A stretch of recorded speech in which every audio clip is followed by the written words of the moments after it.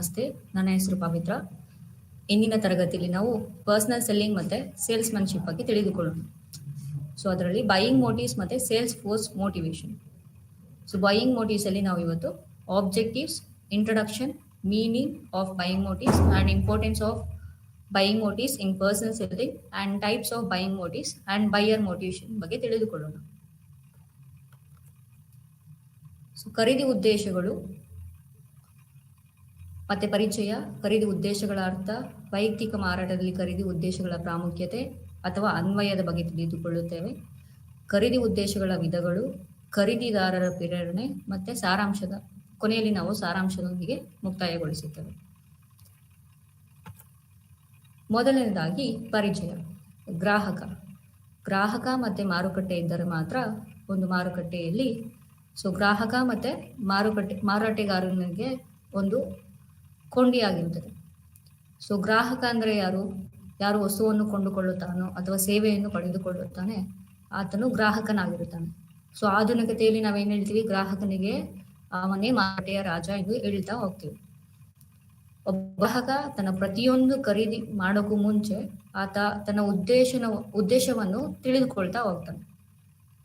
ಒಬ್ಬ ಗ್ರಾಹಕ ಒಂದು ವಸ್ತು ಇರ್ಬೋದು, ಸರಕು ಇರ್ಬೋದು, ಸೇವೆ ಇರ್ಬೋದು, ಅದನ್ನ ಪರ್ಚೇಸ್ ಮಾಡೋಕ್ಕೂ ಮುಂಚೆ ಅದ್ರ ಹಿಂದ್ಗಡೆ ಒಂದು ಉದ್ದೇಶ ಇದ್ದೇ ಇರುತ್ತೆ.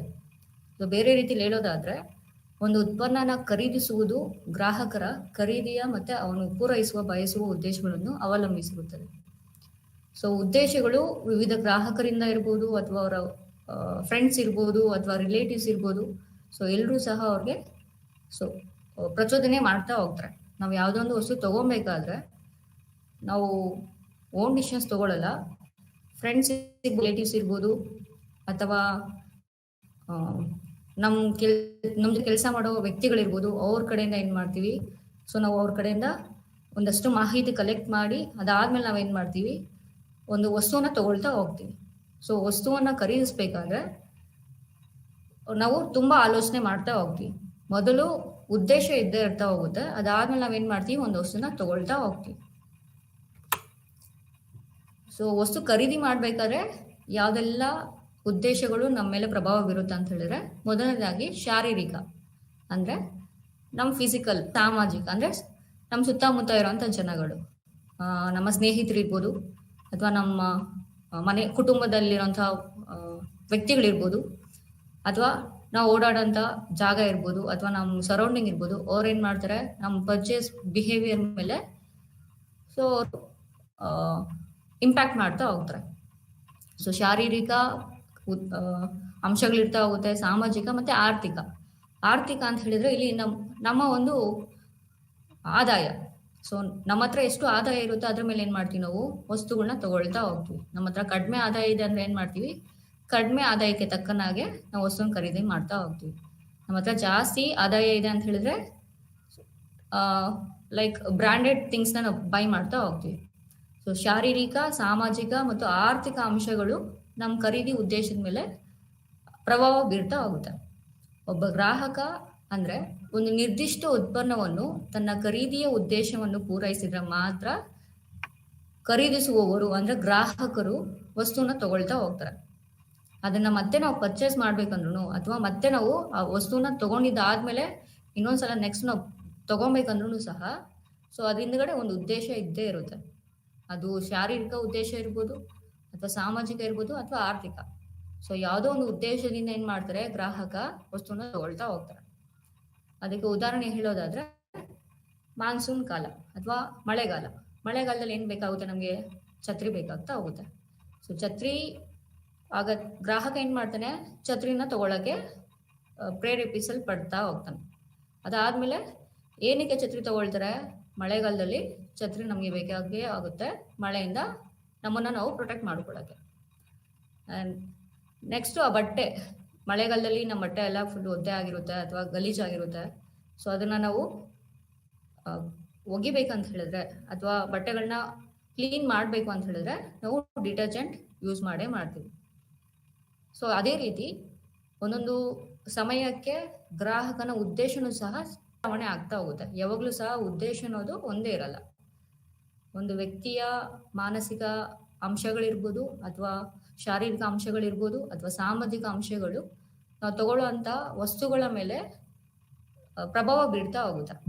ಯಾವಾಗಲೂ ಅಷ್ಟೇ ನಾವು ಒಂದೇ ಉದ್ದೇಶ ಇಟ್ಕೊಂಡು ಯಾವುದೇ ರೀತಿ ವಸ್ತುನ ತಗೊಳ್ಳಲ್ಲ. ಸೊ ಒಂದು ನಿರ್ದಿಷ್ಟ ವಸ್ತು ಖರೀದಿಸಬೇಕಾದ್ರೆ ಗ್ರಾಹಕರನ್ನು ಉತ್ತೇಜಿಸುವ ಅಥವಾ ಪ್ರೇರೇಪಿಸುವ ಅಂಶಗಳನ್ನ ನಾವೇನ್ ಮಾಡ್ತೀವಿ, ಖರೀದಿ ಉದ್ದೇಶ ಅಂತ ಹೇಳ್ತಾ ಹೋಗ್ತೀವಿ. ಸೊ ಖರೀದಿ ಉದ್ದೇಶ ಅಂದ್ರೆ ಏನು? ಒಂದು ನಿರ್ದಿಷ್ಟ ವಸ್ತುವನ್ನು ಖರೀದಿಸಲು ಗ್ರಾಹಕರನ್ನು ಉತ್ತೇಜಿಸುವ ಅಥವಾ ಪ್ರೇರೇಪಿಸುವ ಅಂಶಗಳ ಉತ್ಪನ್ನವನ್ನು ಖರೀದಿ ಉದ್ದೇಶ ಅಂತ ಹೇಳ್ತಾ ಹೋಗ್ತೀವಿ. ಒಂದು ವಸ್ತು ಖರೀದಿಸಬೇಕಾದ್ರೆ ಗ್ರಾಹಕರನ್ನು ಯಾವ ಅಂಶಗಳು ಅವ್ರಿಗೆ ಪ್ರೇರೇಪಿಸುತ್ತೆ, ಒಂದು ವಸ್ತು ತಗೊಬೇಕಾದ್ರೆ ಯಾವ ಅಂಶ ಅವ್ರನ್ನ ಪ್ರೇರೇಪಿಸುತ್ತೆ, ಸೊ ಅದನ್ನ ನಾವು ಖರೀದಿ ಉದ್ದೇಶ ಅಂತ ಹೇಳ್ತಾ ಹೋಗ್ತೀವಿ. ಸೊ ಇಂದು ಉದಾಹರಣೆದಲ್ಲಿ ನಾವು ನೋಡಿದಾಗೆ, ಸೊ ಮಳೆಗಾಲ, ಮಳೆಯಿಂದ ನಮ್ಮನ್ನ ನಾವು ರಕ್ಷಿಸ್ಕೊಳ್ಳಕ್ಕೆ ಏನ್ ಬೇಕಾಗ್ತಾ ಹೋಗುತ್ತೆ, ಒಂದು ಛತ್ರಿ ಬೇಕಾಗ್ತಾ ಹೋಗುತ್ತೆ. ಸೊ ಅದು ಒಂದು ಖರೀದಿ ಉದ್ದೇಶ. ಅಥವಾ ಒಂದು ಬಟ್ಟೆನ ಒಗಿಬೇಕಾದ್ರೆ ನಮ್ಗೆ ಏನ್ ಬೇಕಾಗ್ತಾ ಹೋಗುತ್ತೆ, ಡಿಟರ್ಜೆಂಟ್ ಬೇಕಾಗ್ತಾ, ವಸ್ತುಗಳನ್ನ ಖರೀದಿ ಮಾಡ್ತಾ ಹೋಗ್ತೀವಿ. ಸೊ ಖರೀದಿ ಉದ್ದೇಶಗಳು ಜನರ ಭಾವನೆಗಳು ಮತ್ತು ಭಾವನೆಗಳಿಗೆ ಸಂಬಂಧಿಸಿದೆ.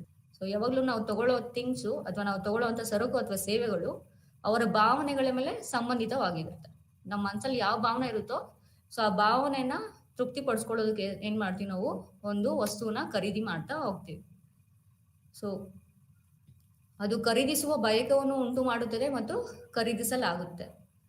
ಸೊ ನಮ್ಮ ಭಾವನೆ ಏನ್ ಮಾಡುತ್ತೆ, ಒಂದು ವಸ್ತುನ ತಗೊಳ್ಳಿ ಅಂತ ಹೇಳಿ ಅದು ನಮ್ಮನ್ನ ಇನ್ಫ್ಲೂಯೆನ್ಸ್ ಮಾಡ್ತಾ ಹೋಗುತ್ತೆ. ಅದನ್ನ ನಾವೇನ್ ಮಾಡ್ತೀವಿ, ವಸ್ತುವನ್ನ ತಗೊಳ್ತಾ ಹೋಗ್ತೀವಿ. ಸೊ ಉದ್ದೇಶಗಳು ಜನರ ಬಯಕೆಗಳನ್ನು ಮನವೊಲಿಸುವ ಉದ್ದೇಶವಾಗಿದೆ. ಸೊ ಯಾವಾಗಲೂ ಅಷ್ಟೇ ಉದ್ದೇಶಗಳು ಜನರ ಬಯಕೆಗಳು ಅಂದ್ರೆ ಅವರಲ್ಲಿ ನಿಂತಿರುವಂತಹ ವಾಂಟ್ಸ್, ಸೊ ಅದನ್ನ ಏನ್ ಮಾಡ್ತಾರೆ, ಮನವೊಲಿಸೋದಕ್ಕೋಸ್ಕರ ತಗೊಳ್ತಾ ಹೋಗ್ತಾರೆ. ಸೊ ಒಂದು ಇದರಿಂದ ಏನ್ ಮಾಡ್ತಾರೆ, ಅವರ ಬಯಕೆಗಳನ್ನ ಅಥವಾ ಅವ್ರ ಉದ್ದೇಶಗಳನ್ನ ಪೂರೈಸ್ಕೊಳ್ಳೋದಕ್ಕೆ ಏನ್ ಮಾಡ್ತಾರೆ, ಒಬ್ಬ ಗ್ರಾಹಕ ಒಂದು ನಿರ್ದಿಷ್ಟ ಸರಕು ಅಥವಾ ಸೇವೆಯನ್ನು ಏನ್ ಮಾಡ್ತಾರೆ, ಖರೀದಿಸ್ತಾ ಹೋಗ್ತಾರೆ. ಸೊ ಇದರಲ್ಲಿ ಯಾವೆಲ್ಲ ಅಂಶಗಳು ಒಬ್ಬ ಗ್ರಾಹಕನ ಮೇಲೆ ಪ್ರಭಾವ ಬೀರುತ್ತೆ ಅಂತ ಹೇಳಿ ನಾವು ಇಂದಿನ ತರಗತಿಯಲ್ಲಿ ತಿಳ್ಕೊಳ್ತಾ ಹೋಗ್ತೇವೆ. ಸೊ ಕೆಲವು ಲೇಖಕರು ಏನ್ ಮಾಡಿದ್ದಾರೆ, ಖರೀದಿ ಉದ್ದೇಶಗಳ ಬಗ್ಗೆ ಒಂದಷ್ಟು ವ್ಯಾಖ್ಯಾನಗಳನ್ನ ಕೊಟ್ಟಿದ್ದಾರೆ. ಸೊ ಮೊದಲನೇದಾಗಿ DJ ಡಂಕನ್. ಸೊ ಇವ್ರೇನ್ ಹೇಳ್ತಾರೆ, ಖರೀದಿ ಉದ್ದೇಶಗಳು ಒದಗಿಸುವ ಪ್ರಭಾವಗಳು ಅಥವಾ ಪರಿಗಣನೆಗಳಿಗೆ ಸರಕು ಮತ್ತು ಸೇವೆಗಳ ಖರೀದಿಯಲ್ಲಿ ಖರೀದಿಸುವ ಕ್ರಿಯೆಯನ್ನು ಪ್ರೇರೇಪಿಸುವ ಅಥವಾ ಆಯ್ಕೆಯನ್ನು ನಿರ್ಧರಿಸುವ ಪ್ರಚೋದನೆ ಆಗಿರುತ್ತದೆ. DJ ಡಂಕನ್ ಅವರು ಖರೀದಿ ಉದ್ದೇಶದ ಬಗ್ಗೆ ಒಂದು ವ್ಯಾಖ್ಯಾನ ಕೊಟ್ಟಿದ್ದಾರೆ. ಅವ್ರ ಪ್ರಕಾರ ಖರೀದಿ ಉದ್ದೇಶ ಅಂತ ಹೇಳಿದ್ರೆ ಪ್ರಭಾವಗಳು ಅಥವಾ ಪರಿಗಣನೆಗಳು ಯಾವೆಲ್ಲ ಸರಕು ಮತ್ತು ಸೇವೆಗಳ ಖರೀದಿಯಲ್ಲಿ ಅವ್ರನ್ನ ಖರೀದಿಸುವ ಕ್ರಿಯೆಯನ್ನು ಪ್ರೇರೇಪಿಸ್ತಾ ಹೋಗುತ್ತೆ, ಅದನ್ನ ಅವರು ಖರೀದಿ ಉದ್ದೇಶ ಅಂತ ಹೇಳ್ತಾ ಹೋಗ್ತಾರೆ. ನಾವು ಯಾವುದೋ ಒಂದು ವಸ್ತು ತಗೊಬೇಕಾದ್ರೆ ಸೊ ಯಾವ್ದೆಲ್ಲ ಅಂಶಗಳು ಅವ್ರ ಮೇಲೆ ಪ್ರಭಾವ ಬೀರುತ್ತೆ ಆ ವಸ್ತುನ ನಾವು ಆಯ್ಕೆ ಮಾಡ್ಕೊಳ್ಳೋದಕ್ಕೆ, ಸೊ ಅದನ್ನ ನಾವು ಖರೀದಿ ಉದ್ದೇಶ ಅಂತ ಹೇಳ್ಬೋದು ಅಂತ ಹೇಳಿ DJ ಡಂಕನ್ ಅವರು ಒಂದು ವ್ಯಾಖ್ಯಾನವನ್ನು ಕೊಟ್ಟಿದ್ದಾರೆ. ಮತ್ತೆ ಪ್ರೊಫೆಸರ್ S ದಾವರು ಸಹ ಅವರು ಒಂದು ವ್ಯಾಖ್ಯಾನ ಕೊಟ್ಟಿದ್ದಾರೆ. ಅವ್ರ ಪ್ರಕಾರ ಉದ್ದೇಶ ಅನ್ನೋದು ಒಬ್ಬ ವ್ಯಕ್ತಿಯನ್ನು ಚಲಿಸುವ ಅಥವಾ ಪ್ರೇರೇಪಿಸುವ ಆಂತರಿಕ ಕೆಲವು ಕ್ರಿಯೆಯ ಪ್ರಚೋದನೆ ಆಗಿರುತ್ತದೆ. ಸೊ ಪ್ರೊಫೆಸರ್ S ದಾವರ್ ಪ್ರಕಾರ ಏನ್ ಹೇಳ್ತಾರೆ, ಉದ್ದೇಶವು ಒಂದು ವ್ಯಕ್ತಿಯನ್ನ ಚಲಿಸುವ ಅಥವಾ ಪ್ರೇರೇಪಿಸುವ, ಯಾವುದೋ ಒಂದು ಉದ್ದೇಶ ಒಂದು ವ್ಯಕ್ತಿಯನ್ನ ಚಲಿಸುವ ತರ ಅಥವಾ ಪ್ರೇರೇಪಿಸುವ ಆಂತರಿಕ ಕ್ರಿಯೆ ಆಗಿರ್ತದೆ. ನೆಕ್ಸ್ಟ್ ಬೇರೆಲ್ಸನ್ ಮತ್ತು ಸ್ಟೈನರ್ ಸಹ ಅವರು ಒಂದು ಉದ್ದೇಶ ಅಂದ್ರೆ ಏನು ಅಂತ ಹೇಳಿ ಒಂದು ವ್ಯಾಖ್ಯಾನ ಕೊಟ್ಟಿದ್ದಾರೆ. ಸೊ ಬೇರೆಲ್ಸನ್ ಅಥವಾ ಸ್ಟೈನರ್ಸ್ ಪ್ರಕಾರ ಒಂದು ಉದ್ದೇಶವು ಶಕ್ತಿ ತುಂಬುವ ಅಥವಾ ಸಕ್ರಿಯಗೊಳಿಸುವ ಆಂತರಿಕ ಸ್ಥಿತಿಯಾಗಿ ಚಲಿಸ್ತಾ ಹೋಗುತ್ತೆ. ಅದು ನಡವಳಿಕೆಯನ್ನು ಗುರಿಗಳ ಕಡೆಗೆ ನಿರ್ದೇಶಿಸುತ್ತದೆ. ಯಾವುದೇ ಒಂದು ಉದ್ದೇಶ ಶಕ್ತಿ ತುಂಬುವ ಅಥವಾ ಅವರನ್ನ ಸಕ್ರಿಯಗೊಳಿಸುವ ಆಂತರಿಕ ಸ್ಥಿತಿ ಆಗಿರುತ್ತದೆ. ಸೊ ಆಂತರಿಕ ಸ್ಥಿತಿ ಏನ್ ಮಾಡುತ್ತೆ, ಅವರ ನಡವಳಿಕೆಗಳನ್ನು ಗುರಿಗಳ ಕಡೆಗೆ ನಿರ್ದೇಶಿಸ್ತಾ ಹೋಗುತ್ತೆ. ಸೊ ಯಾವುದೇ ಒಂದು ಉದ್ದೇಶ ಒಬ್ಬ ಮನುಷ್ಯನ ಶಕ್ತಿ ತುಂಬುವ ಕೆಲಸ ಮಾಡಿ ಅಥವಾ ಅವರ ಆಂತರಿಕ ಸ್ಥಿತಿಯನ್ನು ಚಲಿಸೋ ರೀತಿ ಮಾಡಿ ಫೈನಲ್ ಆಗಿ ಅವ್ರ ಗುರಿಗಳ ಕಡೆಗೆ ನಿರ್ದೇಶಿಸುವಂತೆ ಮಾಡ್ತಾ ಹೋಗುತ್ತೆ. ಪ್ರೊಫೆಸರ್ ವಿಲಿಯಂ G ಕಾರ್ಟರ್ ಅವರು ಸಹ ಒಂದು ವ್ಯಾಖ್ಯಾನ ಕೊಟ್ಟಿದ್ದಾರೆ. ಸೊ ಅವರು ಒಂದು ದೊಡ್ಡ ಪಟ್ಟಿನೇ ಮಾಡಿದ್ದಾರೆ ಉದ್ದೇಶ ಅಂದ್ರೆ ಏನು ಅಂತ ಹೇಳಿ. ಒಬ್ಬೊಬ್ರು ಕಸ್ಟಮರ್ಸ್ ಅಥವಾ ಒಬ್ಬೊಬ್ರು ಗ್ರಾಹಕರು ಸಹ ಒಂದು ವಸ್ತುನ ತಗೋಬೇಕಾದ್ರೂ ಸಹ ಅವರು ತುಂಬಾ ಯೋಚನೆ ಮಾಡಿ ತಗೊಳ್ತಾ ಹೋಗ್ತಾರೆ. ಅಥವಾ ಮನೋರಂಜನೆ, ನಿರ್ಮಾಣ, ಒಡನಾಟ, ಮಾನಸಿಕ ಸಂಸ್ಕೃತಿ, ಸೂಕ್ತತೆ, ಮಹತ್ವಾಕಾಂಕ್ಷೆ, ಪ್ರತಿಬಂಧಕತೆ, ಪೂಜ್ಯ ಭಾವ, ವಾತ್ಸಲ್ಯ, ಅಭಿರುಚಿ, ಲೈಂಗಿಕತೆ, ಮಿತಿ, ಕುತೂಹಲ, ಸ್ವಯಂ ಸಂರಕ್ಷಣೆ, ಸಹಾನುಭೂತಿ, ಕೃತಜ್ಞತೆ, ದೇಶಭಕ್ತಿ, ಈ ರೀತಿ ತುಂಬಾ ದೊಡ್ಡ ಪಟ್ಟಿನ ಕೊಡ್ತಾ ಹೋಗ್ತಾರೆ. ಅಂದ್ರೆ ಈ ಒಂದು ಉದ್ದೇಶಗಳಿಂದ, ಈ ಪಟ್ಟಿಲಿರುವಂತಹ ಒಂದಷ್ಟು ಉದ್ದೇಶಗಳಿಂದ ಏನ್ ಮಾಡ್ತಾರೆ, ಒಬ್ಬ ಗ್ರಾಹಕ ಒಂದು ವಸ್ತುನ ತಗೊಳಕ್ಕೆ ಪ್ರಚೋದನೆ ಮಾಡ್ಕೊಂಡಿರ್ತಾರೆ. ಸೊ ಸಂಪಾದನೆ ಅಂದ್ರೆ ಏನು? ನಮ್ಮ ಆದಾಯ. ಸೊ ನಮ್ಮ ಆದಾಯದಿಂದ ಏನ್ ಮಾಡ್ತೀವಿ, ನಾವು ಒಂದಷ್ಟು ವಸ್ತುಗಳನ್ನ ತಗೊಳ್ತಾ ಹೋಗ್ತೀವಿ. ಪೈಪೋಟಿ. ಸೊ ಬೇರೆ ಯಾರೋ ತಗೊಂಡಿದ್ದಾರೆ ಅಥವಾ ಅಕ್ಕಪಕ್ಕದವ್ರು ತಗೊಂಡಿದ್ದಾರೆ ಅಥವಾ ನಮ್ಮ ಗೆಳೆಯರು ತಗೊಂಡಿರ್ತಾರೆ ಅಂತ ಹೇಳಿ ಏನ್ ಮಾಡ್ತೀವಿ, ನಾವು ಒಂದಷ್ಟು ವಸ್ತುಗಳನ್ನ ತಗೊಳ್ತಾ ಹೋಗ್ತೀವಿ. ಅಥವಾ ಅಲಂಕಾರ. ಸೊ ಅಲಂಕಾರ ಮಾಡ್ಕೊಳ್ಳೋದಕ್ಕೋಸ್ಕರ ಅದರಿಂದನೂ ಸಹ ನಾವು ವಸ್ತುಗಳನ್ನ ತಗೊಳ್ತಾ ಹೋಗ್ತೀವಿ. ಅಥವಾ ಸ್ವಚ್ಛತೆ ಮನೆ ಕ್ಲೀನ್ ಮಾಡೋದಿರ್ಬೋದು, ಅಥವಾ ಬೇರೆ ಸ್ವಚ್ಛತೆ ಕೆಲಸಕ್ಕೋಸ್ಕರ ಏನ್ ಮಾಡ್ತೀವಿ, ನಾವು ಅದನ್ನ ಒಂದಷ್ಟು ಸರಕು ಮತ್ತೆ ಸೇವೆಗಳನ್ನ ತಗೊಳ್ತೀವಿ. ಅಥವಾ ಸಂಗ್ರಹಣೆ. ಕೆಲವು ವಸ್ತುಗಳು ಮುಂದೆ ಮಾರುಕಟ್ಟೆಯಲ್ಲಿ ದುಬಾರಿ ಆಗ್ಬೋದು ಅಂತ ಏನ್ ಮಾಡ್ತೀವಿ, ನಾವು ಮೊದಲೇ ಸಂಗ್ರಹಣೆ ಮಾಡ್ತಾ ಹೋಗ್ತೀವಿ. ಮತ್ತೆ ಮನೋರಂಜನೆ. ಕೆಲವು ವಸ್ತುಗಳು ನಮ್ಗೆ ಮನೋರಂಜನೆ ಕೊಡ್ತಾ ಹೋಗುತ್ತೆ, ಅದಕ್ಕೋಸ್ಕರ ನಾವು ತಗೊಳ್ತಾ ಹೋಗ್ತೀವಿ. ಮನೋರಂಜನೆ ಒಂದು ಉದ್ದೇಶ ಆಗಿರ್ತಾ ಹೋಗುತ್ತೆ. ಮತ್ತೆ ನಿರ್ಮಾಣ. ಒಂದು ಮನೆ ಕಟ್ಟಕ್ಕಿರ್ಬೋದು ಅಥವಾ ಬೇರೆ ನಿರ್ಮಾಣ ಕಾರ್ಯಕ್ಕೆ ಏನ್ ಮಾಡ್ತೀವಿ, ನಾವು ಒಂದಷ್ಟು ಸರಕು ಮತ್ತೆ ಸೇವೆಗಳನ್ನ ತಗೊಳ್ತಾ ಹೋಗ್ತೀವಿ. ಅಥವಾ ಒಡನಾಟ. ಕುಟುಂಬದ ಜೊತೆ ಒಡನಾಟ ಇರ್ಬೋದು ಅಥವಾ ಗೆಳೆಯರ ಜೊತೆ ಒಡನಾಟ ಇರ್ಬೋದು. ಆಗ್ಲೂ ಏನ್ ಮಾಡ್ತೀವಿ, ನಾವು ಆ ಒಡನಾಟದಿಂದ ನಾವು ಪ್ರೇರೇಪಿತರಾಗಿ ಒಂದಷ್ಟು ವಸ್ತುಗಳನ್ನ ತಗೊಳ್ತಾ ಹೋಗ್ತೀವಿ. ಮತ್ತೆ ಮಾನಸಿಕ ಸಂಸ್ಕೃತಿ. ಸೊ ನಮ್ಮ ಭಾವನೆಗಳಿಂದನೂ ಸಹ ನಾವು ಏನ್ ಮಾಡ್ತೀವಿ, ಪ್ರೇರೇಪಿತಗೊಂಡು ಒಂದಷ್ಟು ವಸ್ತುಗಳನ್ನ ತಗೊಳ್ತಾ ಹೋಗ್ತೀವಿ. ಮತ್ತೆ ಸೂಕ್ತತೆಯಿಂದ ಇರ್ಬೋದು ಅಥವಾ ಪೂಜ್ಯ ಭಾವ ಅಥವಾ ವಾತ್ಸಲ್ಯದಿಂದ ಅಥವಾ ಅಭಿರುಚಿಯಿಂದ ಅಥವಾ ಕುತೂಹಲದಿಂದನೂ ಸಹ ನಾವು ಕೆಲವು ವಸ್ತುಗಳನ್ನ ತಗೊಳ್ತಾ ಹೋಗ್ಬೋದು. ಸೊ ಈ ರೀತಿ ಪ್ರೊಫೆಸರ್ ವಿಲಿಯಂ ಜಿ ಕಾರ್ಟರ್ ಅವರು ಒಂದಷ್ಟು ದೊಡ್ಡ ಪಟ್ಟಿನ ಕೊಡ್ತಾ ಹೋಗ್ತಾರೆ, ಯಾಕೆ ಗ್ರಾಹಕ ವಸ್ತುಗಳನ್ನ ತಗೊಳ್ತಾ ಹೋಗ್ತಾನೆ ಅಂತ ಹೇಳಿ. ಅಂದ್ರೆ ಅದ್ರ ಹಿಂದ್ಗಡೆ ಇರುವಂತ ಉದ್ದೇಶಗಳ ಬಗ್ಗೆ. ಸೊ ಈ ಎಲ್ಲಾ ವ್ಯಾಖ್ಯಾನಗಳನ್ನ ನೋಡಿದಾದ್ಮೇಲೆ ನಾವು ಯಾವ ರೀತಿ ಇದನ್ನ ಕನ್ಕ್ಲೂಡ್ ಮಾಡ್ಬೋದು ಅಥವಾ ನಾವು ಯಾವ ರೀತಿ ಒಂದು ವಾಕ್ಯನ ಹೇಳ್ತಾ ಹೋಗ್ಬೋದು ಖರೀದಿ ಉದ್ದೇಶ ಅಂತ ಹೇಳಿದ್ರೆ. ಸೊ ಈ ವ್ಯಾಖ್ಯಾನಗಳಿಂದ ಖರೀದಿಯ ಉದ್ದೇಶವು ಮಾನಸಿಕವಾಗಿದೆ ಅಂತ ಹೇಳ್ತಾ ಹೋಗ್ಬೋದು. ಅಂದ್ರೆ ಖರೀದಿ ಉದ್ದೇಶ, ನಾವೇನ್ ವಸ್ತು ತಗೊಳ್ತಾ ಹೋಗ್ತೀವೋ ಅದು ಒಬ್ಬ ವ್ಯಕ್ತಿಯ ಮಾನಸಿಕ ಅಂಶವಾಗಿರ್ತಾ ಹೋಗುತ್ತೆ. ಯಾಕಂದ್ರೆ ನಮ್ಮ ಭಾವನೆ ಏನಿರುತ್ತೋ ಆ ಭಾವನೆನ ತೃಪ್ತಿ ಪಡಿಸ್ಕೊಳ್ಳೋದಕ್ಕೋಸ್ಕರ ನಾವೇನ್ ಮಾಡ್ತೀವಿ, ಒಂದು ವಸ್ತುನ ತಗೊಳ್ತಾ ಹೋಗ್ತೀವಿ. ಸೊ ಖರೀದಿ ಉದ್ದೇಶವು ಮಾನಸಿಕವಾಗಿರ್ತಾ ಹೋಗುತ್ತೆ. ಮತ್ತೆ ಗ್ರಾಹಕನು ತೃಪ್ತಿ ಪಡಿಸ್ಕೊಳ್ಳೋದಕ್ಕೋಸ್ಕರ ಉತ್ಪನ್ನಗಳು ಅಥವಾ ಸೇವೆಗಳನ್ನು ಖರೀದಿಸಲು ಪ್ರೇರೇಪಿಸಿಕೊಳ್ತಾ ಹೋಗ್ತಾನೆ. ಸೊ ಗ್ರಾಹಕ ಏನಕ್ಕೆ ಒಂದು ವಸ್ತುನ ತಗೊಳ್ತಾ ಹೋಗ್ತಾನೆ ಅಂತ ಹೇಳಿದ್ರೆ, ಅವನು ಯಾವುದೋ ಒಂದು ಉದ್ದೇಶಕ್ಕಾಗಿ ತಗೊಳ್ತಾ ಹೋಗ್ತಾನೆ. ಜೊತೆಗೆ ಅವನು ತೃಪ್ತಿ ಪಡಿಸ್ಕೊಳ್ಳೋದಕ್ಕೋಸ್ಕರ ಒಂದು ವಸ್ತು ಅವನಿಗೆ ತೃಪ್ತಿ ಕೊಡ್ತಿದೆ ಅಂತ ಹೇಳಿದ್ರೆ ಅದನ್ನ ಅವರು ತಗೊಳ್ತಾರೆ. ಸೊ ಗ್ರಾಹಕನು ಅವನ ಉದ್ದೇಶಗಳನ್ನು ತೃಪ್ತಿ ಪಡಿಸ್ಕೊಳ್ಳೋದಕ್ಕೋಸ್ಕರ ಉತ್ಪನ್ನಗಳನ್ನು ಅಥವಾ ಸೇವೆಗಳನ್ನು ಖರೀದಿಸಲು ಪ್ರೇರೇಪಿಸಿಕೊಳ್ತಾ ಹೋಗ್ತಾನೆ. ಮತ್ತೆ ಬೇರೆ ರೀತಿಯಲ್ಲಿ ಹೇಳೋದಾದ್ರೆ, ಸೊ ಖರೀದಿ ಉದ್ದೇಶವು ಬಯಕೆ, ಪ್ರಚೋದನೆ, ಆಲೋಚನೆಗಳು, ಪ್ರವೃತ್ತಿ ಇತರರಿಂದ ಖರೀದಿದಾರನನ್ನು ಸರಕನ್ನು ಖರೀದಿಸುವಂತೆ ಮಾಡುವ ಭಾವನೆಗಳಾಗಿರ್ತಾ ಹೋಗುತ್ತೆ. ಯಾವಾಗ್ಲೂ ಅಷ್ಟೇ ಮಾನಸಿಕವಾಗಿರುತ್ತೆ, ಜೊತೆಗೆ ಪ್ರಚೋದನೆ ಆಗಿರುತ್ತೆ. ನಮ್ಮ ಸ್ನೇಹಿತ ಯಾವುದೋ ಒಂದು ಗಾಡಿ ತಗೊಂಡಿದ್ದಾರೆ, ನಾವು ಅದು ಹೇಳ್ತಾ ಹೋಗ್ತೀವಿ, ಹೊಸ ಗಾಡಿ ತಗೊಂಡಿದ್ದಾರೆ, ನಾನು ಆ ತರ ಗಾಡಿ ತಗೊಬೇಕು ಅಂತ ಹೇಳಿ. ಸೊ ಖರೀದಿ ಉದ್ದೇಶವು ಬಯಕೆಯಿಂದ ಇರ್ಬೋದು ಅಥವಾ ಪ್ರಚೋದನೆಯಿಂದ ಇರ್ಬೋದು ಅಥವಾ ನಮ್ಮ ಆಲೋಚನೆಯಿಂದ ಇರ್ಬೋದು ಅಥವಾ ನಾವು ಮಾಡೋ ಕೆಲಸದಿಂದ, ಈ ಎಲ್ಲಾ ಅಂಶಗಳಿಂದ ಏನ್ ಮಾಡ್ತೀವಿ, ಸೊ ಪ್ರೇರೇಪಿಸಿಕೊಂಡು ನಾವು ವಸ್ತುನ ಹೋಗ್ತೀವಿ. ಸೊ ಖರೀದಿ ಉದ್ದೇಶ ಯಾವಾಗ್ಲೂ ಒಂದು ಮಾನಸಿಕ ಅಂಶ ಇರ್ತಾ ಹೋಗುತ್ತೆ. ಸೊ ಮಾನಸಿಕ ಅಂಶದಲ್ಲಿ ಯಾವ್ದೆಲ್ಲ ಅಂಶಗಳು ಇರ್ತಾವ ಅಂತ ಹೇಳಿದ್ರೆ, ಬಯಕೆ ಇರ್ಬೋದು ಅಥವಾ ಪ್ರಚೋದನೆ ಇರ್ಬೋದು ಅಥವಾ ಆಲೋಚನೆಗಳಿರ್ಬೋದು ಅಥವಾ ಪ್ರವೃತ್ತಿ ಇರ್ತಾ ಹೋಗ್ಬೋದು. ಎಲ್ಲಾ ಅಂಶಗಳಿಂದ ಏನ್ ಮಾಡ್ತೀವಿ, ನಾವು ಗ್ರಾಹಕರಾಗಿ ನಾವು ಒಂದು ಸರಕನ್ನು ಅಥವಾ ಸೇವೆಯನ್ನ ಖರೀದಿ ಮಾಡ್ತಾ ಹೋಗ್ತೀವಿ. ಸೊ ಮುಂದೆ ಈಗ ನಾವು ಖರೀದಿಯ ಪ್ರಾಮುಖ್ಯತೆ ಅಥವಾ ಅವುಗಳ ಅನ್ವಯಗಳು ಯಾವ ರೀತಿ ವೈಯಕ್ತಿಕ ಮಾರುಕಟ್ಟೆಯಲ್ಲಿ ಸಹಾಯ ಮಾಡ್ತಾ ಹೋಗುತ್ತೆ ಅಂತ ಹೇಳಿ ತಿಳ್ಕೊಳ್ತಾ ಹೋಗೋಣ. ಖರೀದಿಯ ಪ್ರಾಮುಖ್ಯತೆ ಬಗ್ಗೆ ಮೊದಲು ಮಾರಾಟಗಾರ ತಿಳ್ಕೊಳ್ತಾ ಹೋಗ್ಬೇಕಾಗುತ್ತೆ. ಯಾಕಂದ್ರೆ ಮಾರಾಟಗಾರ ಗ್ರಾಹಕರ ಬಗ್ಗೆ ತಿಳಿದುಕೊಳ್ಳದೆ, ಅವರ ಉದ್ದೇಶವನ್ನು ತಿಳಿದುಕೊಳ್ಳದೆ ಯಾವುದೇ ರೀತಿ ವಸ್ತುನ ಮಾರುಕಟ್ಟೆಗೆ ನೀಡೋದಕ್ಕಾಗಲ್ಲ.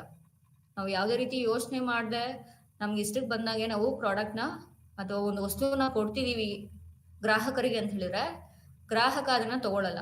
ಫಸ್ಟು ಕಂಪನಿಯವ್ರು ಏನ್ ಮಾಡ್ಬೇಕಾಗುತ್ತೆ ಅಥವಾ ಮಾರಾಟಗಾರ ಏನ್ ಮಾಡ್ಬೇಕಾಗುತ್ತೆ, ಅದರಿಂದ ಗ್ರಾಹಕ ಏನಕ್ಕೆ ಆ ವಸ್ತುನ ತಗೊಬೇಕು, ಯಾವ ರೀತಿ ಗ್ರಾಹಕ ತಗೊಬೇಕಾದ್ರೆ ಯೋಚನೆ ಮಾಡ್ತಾನೆ ಅಂತ ಹೇಳಿ ಮೊದಲು ಯೋಚನೆ ಮಾಡಿ, ಅದಾದ್ಮೇಲೆ ನೆಕ್ಸ್ಟ್ ಏನ್ ಮಾಡ್ಬೇಕಾಗುತ್ತೆ, ಕಂಪನಿಯವರು ಮಾರುಕಟ್ಟೆಗೆ ವಸ್ತುವನ್ನ ಕೊಡ್ತಾ ಹೋಗ್ಬೇಕಾಗುತ್ತೆ.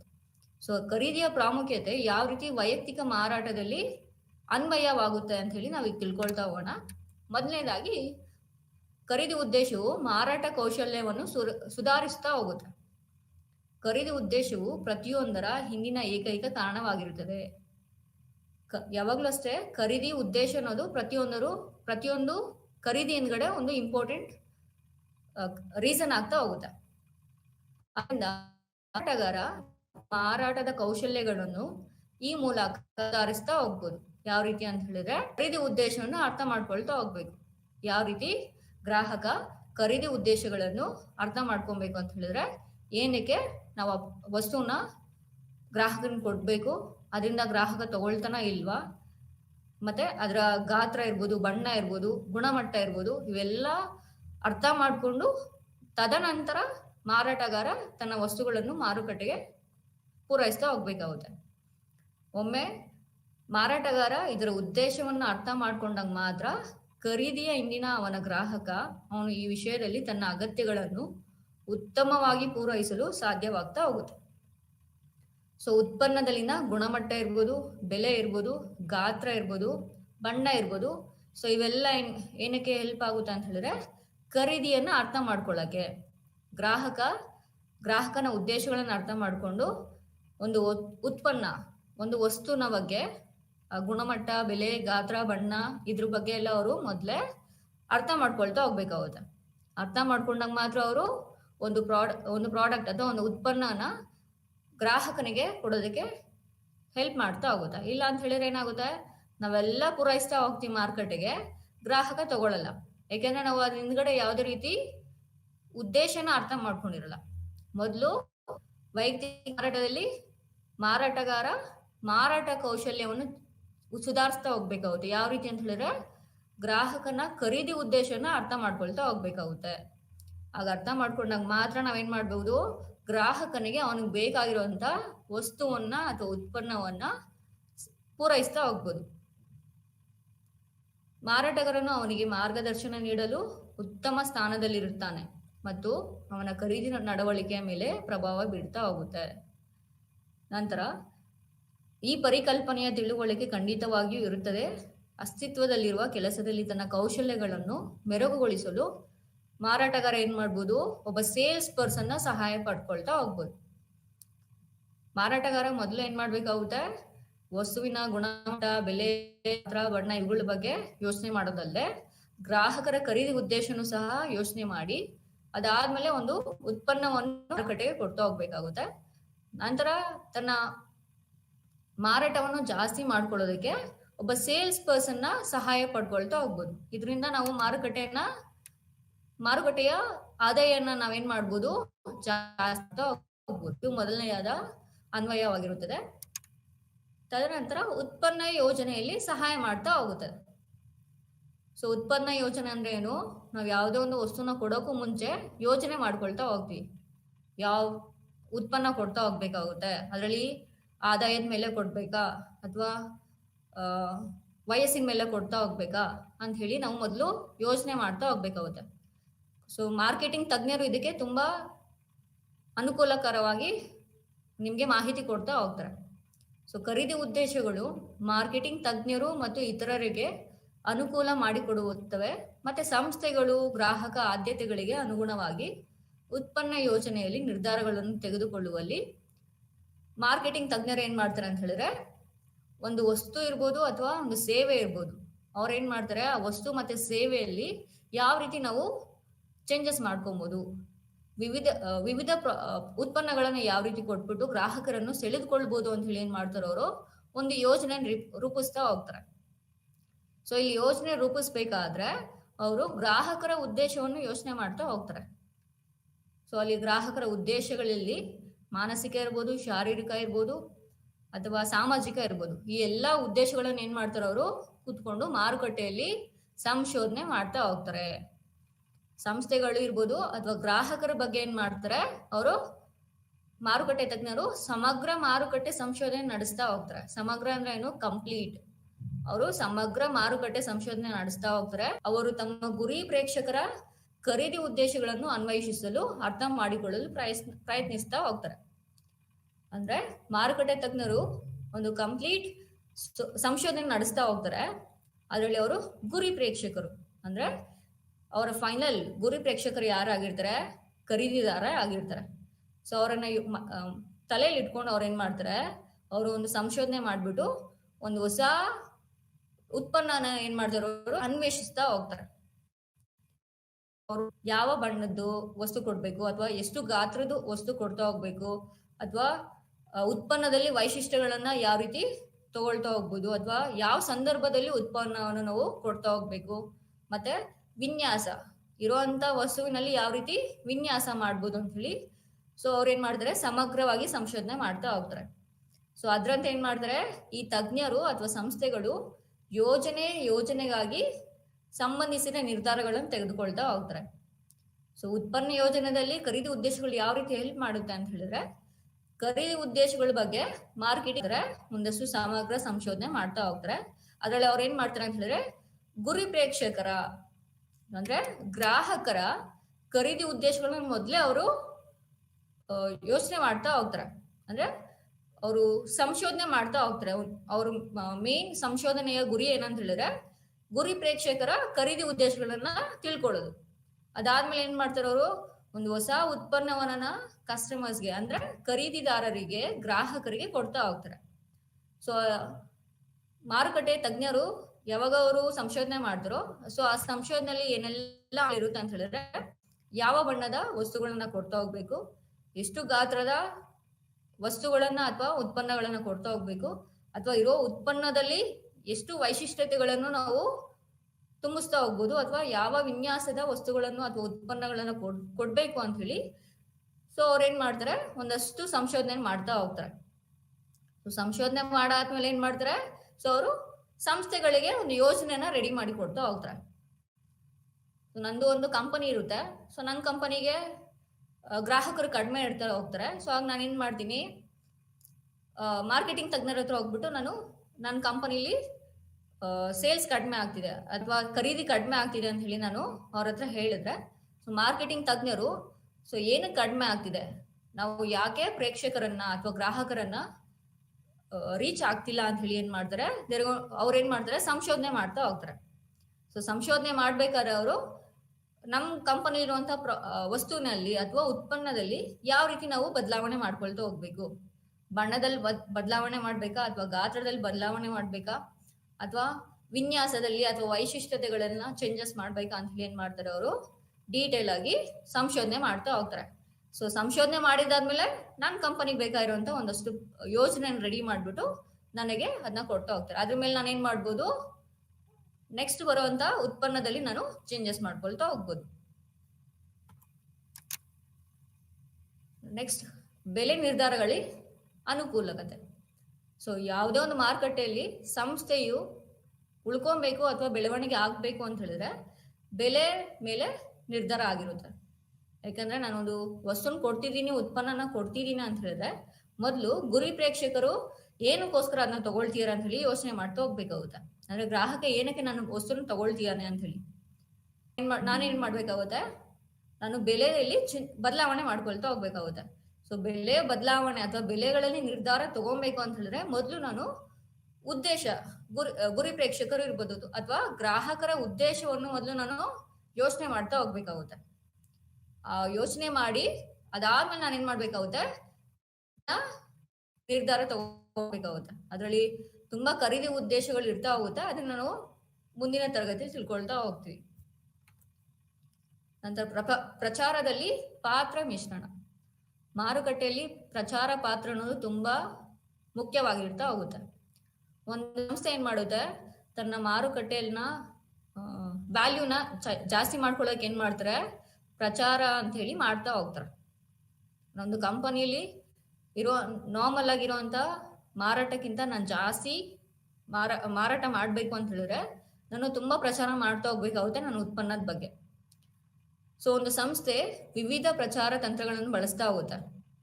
ಸೊ ನಾನು ನನ್ನ ವಸ್ತುವಿನ ಬಗ್ಗೆ ಅಥವಾ ಉತ್ಪನ್ನದ ಬಗ್ಗೆ ಪ್ರಚಾರ ಮಾಡೋದಕ್ಕೆ ನನ್ನ ಹತ್ರ ತುಂಬಾ ತಂತ್ರಗಳು ಇರ್ತಾ ಹೋಗ್ತಾವ ಅಂತ ಹೇಳಿದ್ರೆ ವೈಯಕ್ತಿಕ ಮಾರಾಟ, ಜಾಹೀರಾತು, ನೇರ ಮಾರುಕಟ್ಟೆ ಅಥವಾ ನೇರ ಮಾರ್ಕೆಟಿಂಗ್, ಮಾರಾಟ ಪ್ರಚಾರ ಮತ್ತೆ ಪ್ರಚಾರ. ಸೊ ಇವೆಲ್ಲ ಏನ್ ಮಾಡುತ್ತೆ ಅಂತ ಹೇಳಿದ್ರೆ ಪ್ರೇಕ್ಷಕರಿಗೆ ಉತ್ಪನ್ನ ಅಥವಾ ಸೇವೆಗಳ ಬಗ್ಗೆ ಅರಿವು ಅಥವಾ ಸಂವಹನ. ಒಂದು ವಸ್ತು ಅಥವಾ ನಾವು ಉತ್ಪನ್ನ ಯಾವ್ದನ್ನ ನಾವು ಗ್ರಾಹಕರಿಗೆ ಕೊಡ್ತಾ ಹೋಗ್ತೀವೋ ಸೊ ಅದ್ರ ಬಗ್ಗೆ ಮಾಹಿತಿ ಕೊಡೋದಕ್ಕೆ ಅಥವಾ ಅರಿವು ಮೂಡಿಸೋದಕ್ಕೆ ನಾವ್ ಏನ್ ಮಾಡ್ತೀವಿ, ಈ ಪ್ರಚಾರ ತಂತ್ರಗಳನ್ನ ಬಳಸ್ಕೊಳ್ತಾ ಹೋಗ್ತೀವಿ. ಸೊ ಅವ್ ಯಾವ್ಯಾವ ಅಂತ ಹೇಳಿದ್ರೆ ನೀವು ಮಾರಾಟದಲ್ಲಿ ತಗೊಳ್ತಾ ಹೋಗೋದು ಅಥವಾ ಜಾಹೀರಾತು. ಸೊ ಈಗ ಜಾಹೀರಾತು ಎಲ್ಲ ಕಡೆ ನಿಮ್ಗೆ ಗೊತ್ತಿರುತ್ತೆ.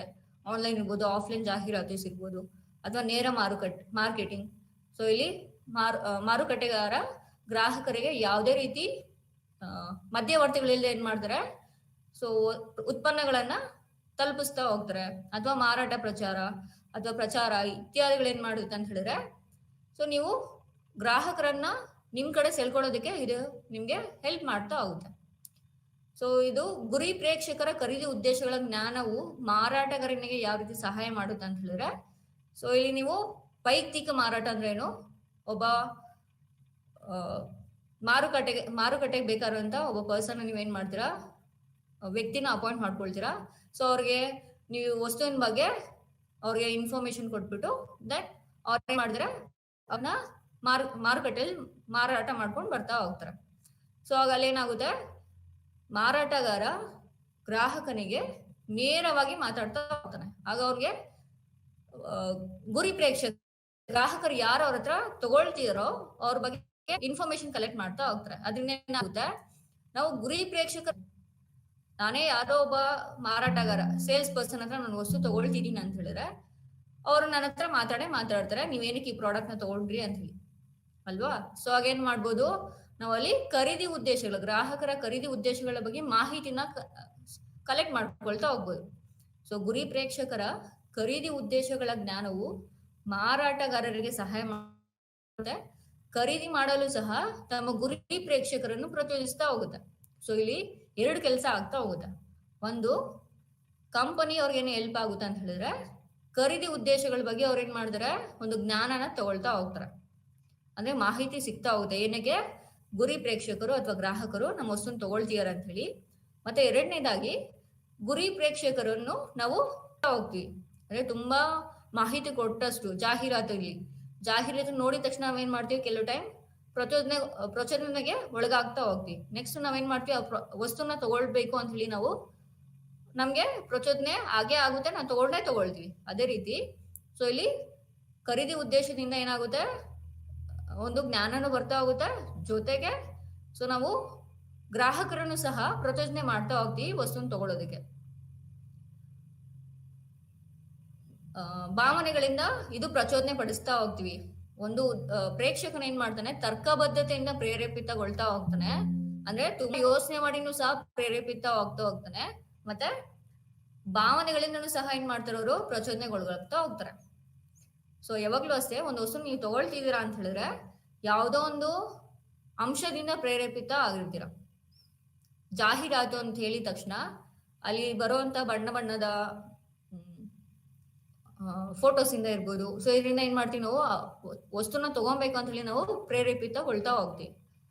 ಅದರಿಂದ ಏನಾಗುತ್ತೆ, ಪ್ರೇರೇಪಿತಗೊಂಡು ಜೊತೆಗೆ ಭಾವನೆಗಳಿಂದನೂ ಸಹ ನಾವು ಪ್ರಚೋದನೆಗೊಳಗಾಗ್ತಾ ಹೋಗ್ತೀವಿ. ಸೊ ಅಂತೆಯೇ ಈ ಕೆಳಗಿನಗಳನ್ನು ಒಳಗೊಂಡಿರುವ ಸೂಕ್ತ ಪ್ರಚಾರ ಮಿಶ್ರಣ ಅಥವಾ ಸೂಕ್ತ ಪ್ರಚಾರ ತಂತ್ರ, ಜಾಹೀರಾತು ಮನವಿಯ ಪ್ರಕಾರ ಸಂದೇಶ ಅಥವಾ ಸಂದೇಶ ಜಾಹೀರಾತಿನ ಬಾಡಿ ಕಾಪಿ ಇತ್ಯಾದಿಗಳನ್ನು ಏನ್ ಮಾಡ್ತಾರೆ, ಅವರು ಗುರಿ ಪ್ರೇಕ್ಷಕರೊಂದಿಗೆ ಸಂವಹನ ನಡೆಸಲು ಅವರು ಮಾರಾಟದಲ್ಲಿ ಹೆಲ್ಪ್ ಮಾಡ್ಕೊಳ್ತಾ ಹೋಗ್ತಾರೆ. ಸೊ ಪ್ರಚಾರ ಪಾತ್ರದಲ್ಲಿ ಯಾವ ರೀತಿ ಖರೀದಿ ಉದ್ದೇಶಗಳು ಹೆಲ್ಪ್ ಮಾಡ್ತಾ ಹೋಗುತ್ತೆ ಅಂತ ಹೇಳಿದ್ರೆ, ಒಂದು ಸೊ ಖರೀದಿ ಉದ್ದೇಶಗಳು ಅಂತ ಹೇಳಿದ್ರೆ ಇಲ್ಲಿ ನಾವು ಒಂದು ಮಾರಾಟಗಾರ ಆಗಿ ಗ್ರಾಹಕನಿಗೆ ನಾವು ವಿಚಾರಗಳನ್ನು ಕೊಡ್ತಾ ಹೋಗ್ತೀವಿ, ಅಂದ್ರೆ ಸಂವಹನ ನಡೆಸ್ತಾ ಹೋಗ್ತೀವಿ ವಿವಿಧ ಪ್ರಚಾರ ತಂತ್ರಗಳಿಂದ. ಒಂದು ವೈಯಕ್ತಿಕ ಮಾರಾಟದಿಂದ ಅಥವಾ ಜಾಹೀರಾತು ಅಥವಾ ನೇರ ಮಾರುಕಟ್ಟೆಯಿಂದ ಇರ್ಬೋದು ಅಥವಾ ಮಾರಾಟ ಪ್ರಚಾರದಿಂದ ಬರ್ಬೋದು. ಸೊ ಇದನ್ನ ಏನ್ ಮಾಡ್ತೀವಿ ನಾವು, ಗ್ರಾಹಕರನ್ನ ನಮ್ ಕಡೆ ನಾವು ಸೆಳೀತಾ ಹೋಗ್ತೀವಿ. ಅದರಿಂದ ಏನಾಗುತ್ತೆ, ಗ್ರಾಹಕನು ಸಹ ಪ್ರಚೋದನೆಗೊಂಡು ನಮ್ಮ ವಸ್ತುನ ತಗೊಳ್ತಾ ಹೋಗ್ತಾರೆ. ನೆಕ್ಸ್ಟ್, ವಿತರಣೆ ಮಾರ್ಗಗಳನ್ನು ನಿರ್ಧರಿಸ್ತಾ ಹೋಗುತ್ತೆ. ಸೊ ಯಾವಾಗ್ಲೂ ಅಷ್ಟೇ ಗ್ರಾಹಕರ ಉದ್ದೇಶಗಳು ಸಹ ನಮ್ಮ ವಿತರಣೆ ಮಾರ್ಗಗಳನ್ನು ಸಹ ಅಂದ್ರೆ ಲಾಜಿಸ್ಟಿಕ್ಸ್ ಅನ್ನು ಸಹ ನಿರ್ಧರಿಸ್ತಾ ಹೋಗುತ್ತೆ. ಯಾವ ರೀತಿ ಅಂತ ಹೇಳಿದ್ರೆ, ಕೆಲವು ಗ್ರಾಹಕರು ಏನ್ ಮಾಡ್ತಾರೆ, ಖರೀದಿಗೆ ಆದ್ಯತೆ ನೀಡ್ತಾ ಹೋಗ್ತಾರೆ. ಸೊ ಕೆಲವ್ರು ಏನ್ ಮಾಡ್ತಾರೆ, ಸಗಟು ವ್ಯಾಪಾರಿಯಿಂದ ತಗೊಳ್ತಾ ಹೋಗ್ತಾರೆ. ಕೆಲವು ವಸ್ತುಗಳನ್ನ ನಾವ್ ಏನ್ ಮಾಡ್ತೀವಿ, ಸಗಟು ವ್ಯಾಪಾರಿಂದ ಮಾತ್ರನೇ ತಗೊಳ್ತಾ ಹೋಗ್ತೀವಿ. ಡೈರೆಕ್ಟ್ ಆಗಿ ನಾವು ಮಾರಾಟಗಾರನ ಹತ್ರ ತಗೊಳ್ಳಲ್ಲ. ಸಗಟು ವ್ಯಾಪಾರಿಯಿಂದಲೇ ಉತ್ಪನ್ನ ಅಥವಾ ಸೇವೆ ಅಥವಾ ಸರಕುಗಳನ್ನು ಖರೀದಿಸಲು ಬಯಸ್ತಾನೆ. ಜೊತೆಗೆ ಕೆಲವ್ರು ಏನ್ ಮಾಡ್ತಾರೆ, ಮಧ್ಯವರ್ತಿಗಳು ಅಥವಾ ಚಿಲ್ಲರೆ ವ್ಯಾಪಾರಿಗಳಿಂದಲೂ ಸಹ ತಗೊಳಕ್ಕೆ ಅವರು ಬಯಸ್ತಾ ಹೋಗ್ತಾರೆ. ಸೊ ಒಂದು ವಸ್ತು ತಗೋಬೇಕಂತ ಹೇಳಿದ್ರೆ ಸಗಟು ವ್ಯಾಪಾರಿ ಇರ್ತಾನೆ, ಮಧ್ಯವರ್ತಿ ಇರ್ತಾ ಹೋಗ್ತಾರೆ, ಚಿಲ್ಲರೆ ವ್ಯಾಪಾರಿಯೂ ಸಹ ಇರ್ತಾ ಹೋಗ್ತಾರೆ. ಸೊ ನಮ್ಮ ಅನುಕೂಲಕ್ಕೆ ಏನ್ ಮಾಡ್ತೀವಿ, ನಾವು ಒಬ್ಬೊಬ್ಬರ ಹತ್ರ ತಗೋತಾ ಹೋಗ್ತೀವಿ. ಮಧ್ಯವರ್ತಿಗಳಿಂದ ತಗೊಳೋದ್ರೆ ಸೊ ಅಲ್ಲೇನಾಗುತ್ತೆ, ಚಿಲ್ಲರೆ ವ್ಯಾಪಾರಿಗಳಿಗೆ ಡಿಸ್ಕೌಂಟ್ ಸಿಗ್ತಾ ಹೋಗುತ್ತೆ. ಸೊ ಎಲ್ಲರೂ ಸಹ ಮಧ್ಯವರ್ತಿಗಳಿಂದ ತಗೊಳ್ಳಲ್ಲ. ಯಾರು ತುಂಬಾ ಪ್ರಮಾಣದಲ್ಲಿ ತಗೊಳ್ತಾ ಹೋಗ್ತಾರೋ ಅವ್ರು ಏನ್ ಮಾಡ್ತಾರೆ, ಮಧ್ಯವರ್ತಿಗಳಿಂದ ತಗೊಳ್ತಾ ಹೋಗ್ತಾರೆ. ಕೆಲವರು ಏನ್ ಮಾಡ್ತಾರೆ, ಸಗಟು ವ್ಯಾಪಾರಿಯಿಂದ ತಗೊಳ್ತಾ ಹೋಗ್ಬೋದು ಅಥವಾ ಕೆಲವರು ಚಿಲ್ಲರೆ ವ್ಯಾಪಾರಿಗಳು ಸಹ ತಗೊಳ್ತಾ ಹೋಗ್ಬೋದು. ಸೊ ಒಬ್ಬ ಗ್ರಾಹಕ ಸ್ವರಕ್ಷಣಾತ್ಮಕದಿಂದ ಪ್ರಭಾವ ಆಗಿರ್ತಾನೆ. ಮತ್ತೆ ಮಾರಾಟಗಾರನು ತಗೋಬೇಕು ಅಂತ ಹೇಳಿದ್ರೆ, ಅಂದ್ರೆ ವಿತರಣೆ ಮಾರ್ಗಗಳ ಬಗ್ಗೆ ನಿರ್ಧಾರ ತಗೊಳಕ್ಕೂ ಮುಂಚೆ ಖರೀದಿ ಉದ್ದೇಶಗಳನ್ನ ತಿಳ್ಕೊಳ್ತಾ ಹೋಗ್ಬೇಕಾಗುತ್ತೆ. ನಾನು ಯಾವುದೇ ಒಂದು ಪ್ರೋಗ್ರಾಮ್ಗೆ ಇರ್ಬೋದು, ಒಂದು ವಸ್ತುನ ತಗೊಳ್ತಿದ್ದೀನಿ ಅಂತ ಹೇಳಿದ್ರೆ ಅಥವಾ ನಾನು ಖರೀದಿ ಉದ್ದೇಶದಿಂದಗಡೆ ಫಸ್ಟ್ ನಾವು ಅಂಶಗಳನ್ನ ಯೋಚನೆ ಮಾಡ್ತಾ ಹೋಗ್ತೀವಿ. ಅದಾದ್ಮೇಲೆ ನಾನು ಯಾರ ಹತ್ರ ನಾನು ವಸ್ತುನ ತಗೊಳ್ತಾ ಹೋಗ್ತೀನಿ. ಕೆಲವು ವಸ್ತು ನಾವೇನ್ ಮಾಡ್ತೀವಿ, ಸಗಟು ವ್ಯಾಪಾರಿಯಿಂದ ತಗೊಳ್ತಾ ಹೋಗ್ತೀವಿ. ಇನ್ನು ಕೆಲವು ವಸ್ತುಗಳನ್ನ ಏನ್ ಮಾಡ್ತೀನಿ, ನಾನು ಮಧ್ಯವರ್ತಿಗಳಿಂದ ತಗೊಳ್ತಾ ಹೋಗ್ತೀನಿ. ಮತ್ತೆ ಕೆಲವು ವಸ್ತುಗಳನ್ನ ಚಿಲ್ಲರೆ ವ್ಯಾಪಾರಿಯಿಂದ ತಗೊಳ್ತಾ ಹೋಗ್ತೀನಿ. ಸೊ ಕಂಪನಿಗೆ ಇದು ಹೆಲ್ಪ್ ಆಗ್ತಾ ಹೋಗುತ್ತೆ. ಯಾವ ರೀತಿ ಅಂತ ಹೇಳಿದ್ರೆ, ಸೊ ಕಂಪನಿಲಿ ಕಾಸ್ಟ್ ಅಂದ್ರೆ ಎಷ್ಟು ವೆಚ್ಚ ಆಗ್ತಿದೆ, ಕೆಲವು ವಸ್ತು ನಾವೇನ್ ಮಾಡ್ಬೇಕಾಗುತ್ತೆ, ಸಗಟು ವ್ಯಾಪಾರಿಂದನೇ ನಾವು ಸೇಲ್ ಮಾಡ್ತಾ ಹೋಗ್ಬೇಕಾಗುತ್ತೆ. ಕೆಲವು ವಸ್ತುಗಳನ್ನ ಮಧ್ಯವರ್ತಿಗಳ ಮುಖಾಂತರ ನಾವು ಮಾರಾಟ ಮಾಡ್ತಾ ಹೋಗ್ಬೇಕಾಗುತ್ತೆ. ಸೊ ಇದನ್ನೆಲ್ಲ ನಾವು ನಿರ್ಧಾರ ಮಾಡೋಕ್ಕೂ ಮುಂಚೆ ಖರೀದಿ ಉದ್ದೇಶನ ನಾವು ಯೋಚನೆ ಮಾಡ್ತಾ ಹೋಗ್ಬೇಕಾಗುತ್ತೆ. ಇದರಿಂದ ಮಾತ್ರ ನಾವೇನ್ ಮಾಡ್ಬೋದು, ವಿತರಣೆ ಮಾರ್ಗದಲ್ಲಿನ ವೆಚ್ಚವನ್ನು ಕಡಿಮೆ ಮಾಡ್ತಾ ಹೋಗ್ಬೋದು.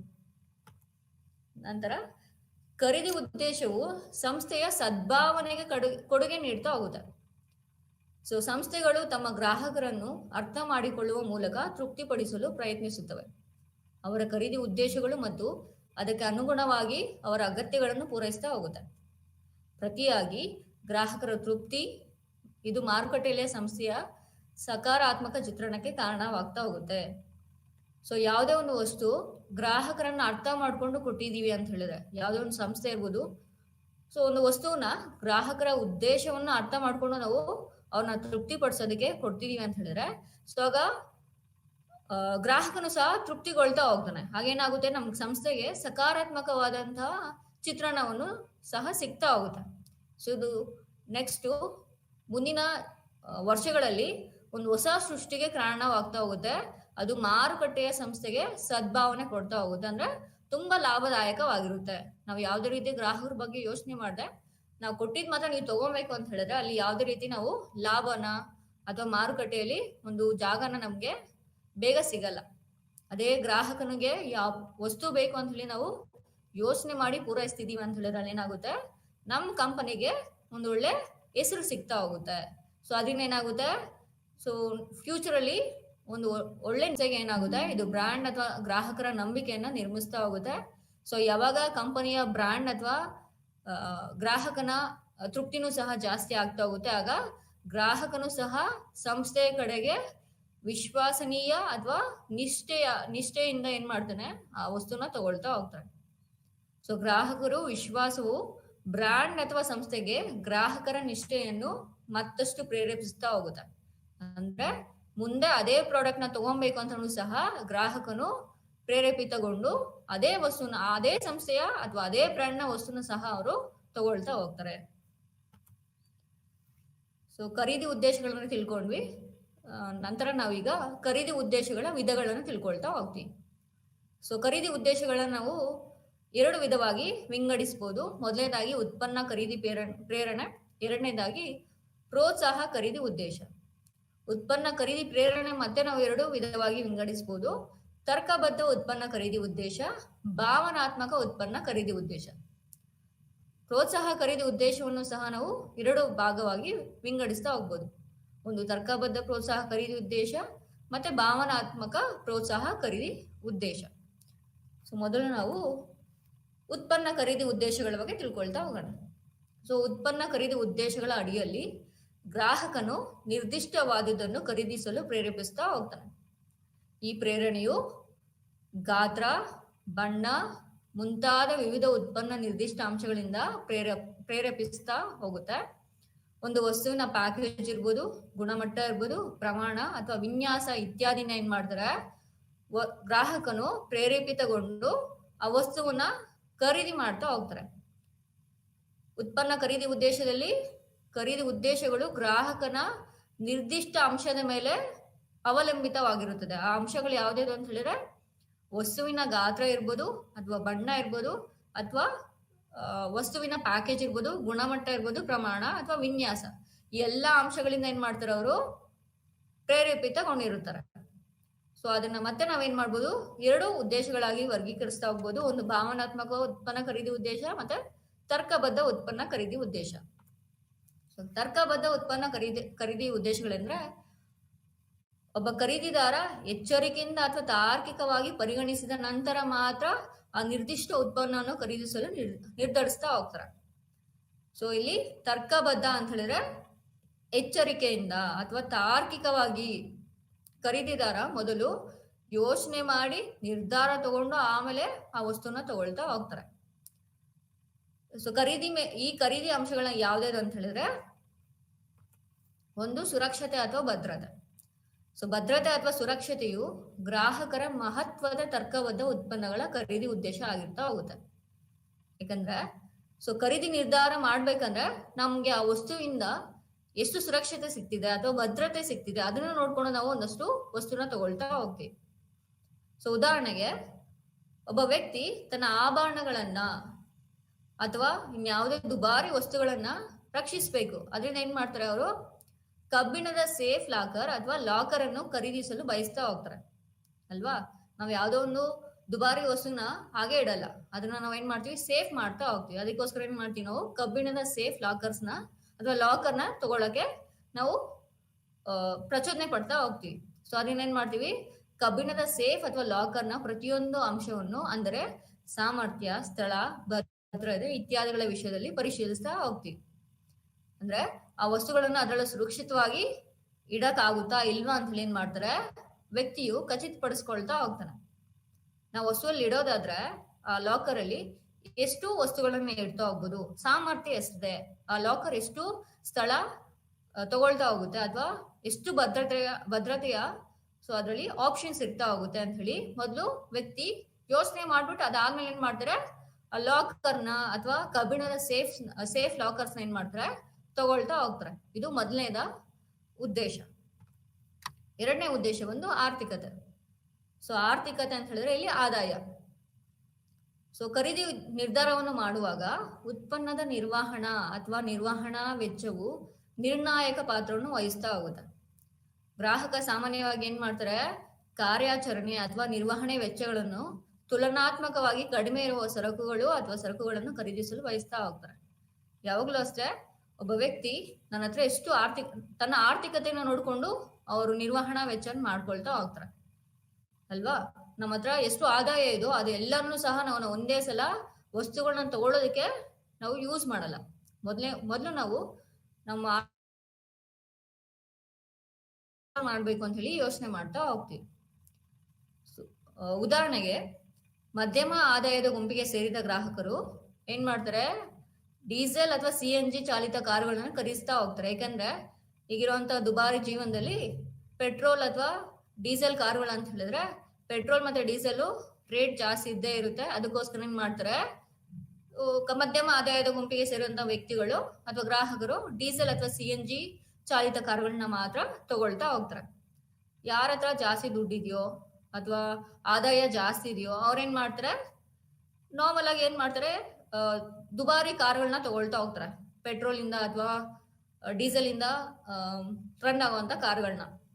ಸೊ ಇಲ್ಲಿ ಮಧ್ಯಮ ಆದಾಯದ ಗುಂಪಿಗೆ ಸೇರಿದ ವ್ಯಕ್ತಿ ಏನ್ ಮಾಡ್ತಾರೆ, ಅವನ ಆದಾಯ ಕಡಿಮೆ ಇರೋದ್ರಿಂದ ಅವನನ್ನ ಅವ್ನು ತೃಪ್ತಿ ಪಡಿಸ್ಕೊಬೇಕು. ಕಾರ್ ತಗೊಂಡು ಅವ್ರ ಉದ್ದೇಶನ ಪೂರೈಸ್ಕೊಬೇಕು ಅಂತ ಹೇಳಿದ್ರೆ ಕಾರ್ ಬೇಕಾಗಿದೆ. ಬಟ್ ಅವ್ರ ಏನ್ ಮಾಡ್ತಾರೆ, CNG ಬೇಸ್ಡ್ ಅಥವಾ ಡೀಸೆಲ್ ಬೇಸ್ಡ್ ಕಾರ್ನ ತಗೊಳ್ತಾ ಹೋಗ್ತಾರೆ. ಪೆಟ್ರೋಲ್ ರೇಟ್ ಜಾಸ್ತಿ ಇರುತ್ತೆ ಅಂತೇಳಿ. ಸೊ ಪೆಟ್ರೋಲ್ ಕಾರುಗಳಿಂದ CNG ಬೇಸ್ಡ್ ಅಥವಾ ಡೀಸೆಲ್ ಕಾರುಗಳು ಏನ್ ಮಾಡ್ತಾರೆ, ಜಾಸ್ತಿ ಮೈಲೇಜ್ ಕೊಡುತ್ತೆ ಅಂತಲೂ ಸಹ ನಾವು ಆ ಕಾರುಗಳನ್ನ ಗ್ರಾಹಕ ತಗೊಳ್ತಾ ಹೋಗ್ತಾರೆ. ಸೊ ಮೊದಲನೇದಾಗಿ ಸುರಕ್ಷತೆ ಅಥವಾ ಭದ್ರತೆಯ ನಿಷ್ಠೆಯಿಂದ ಏನ್ ಮಾಡ್ತಾರೆ, ಅವರು ವಸ್ತುನ ತಗೊಳ್ತಾ ಹೋಗ್ತಾರೆ. ಮತ್ತೆ ಆರ್ಥಿಕತೆಯ ಅಂಶದಿಂದನೂ ಸಹ ವಸ್ತುವನ್ನ ತಗೊಳ್ತಾ ಹೋಗ್ತಾರೆ. ನೆಕ್ಸ್ಟ್ ಉತ್ಪನ್ನದ ಬೆಲೆ. ಸೊ ಒಂದು ಉತ್ಪನ್ನದ ಬೆಲೆ ಮೇಲೇನು ಸಹ ನಾವು ವಸ್ತುನ ತಗೊಳ್ತಾ ಹೋಗ್ತೀವಿ. ಖರೀದಿ ಮಾಡ್ಬೇಕಾದ್ರೆ ಖರೀದಿದಾರ ಏನ್ ಮಾಡ್ತಾರೆ, ಮೊದಲು ವಸ್ತುವಿನ ಬೆಲೆ ನೋಡ್ತಾ ಹೋಗ್ತಾರೆ. ಬಣ್ಣ, ಆಕಾರ ಅವೆಲ್ಲ ತದನಂತರ ಮೊದ್ಲು ಏನ್ ಮಾಡ್ತಾರೆ, ವಸ್ತುವಿನ ಬೆಲೆ ಎಷ್ಟಿದೆ, ನಾನು ಅದನ್ನ ವೆಚ್ಚನ ನಾನು ನಿಭಾಯಿಸಬಲ್ಲಿ ಮೊದಲು ಮಾಡ್ತಾ ಹೋಗ್ತಾರೆ.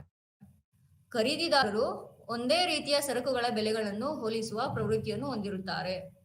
ಇದು ಪ್ರಕೃತಿಯಲ್ಲಿ ಸಹಜವಾಗಿರ್ತಾ ಹೋಗುತ್ತೆ.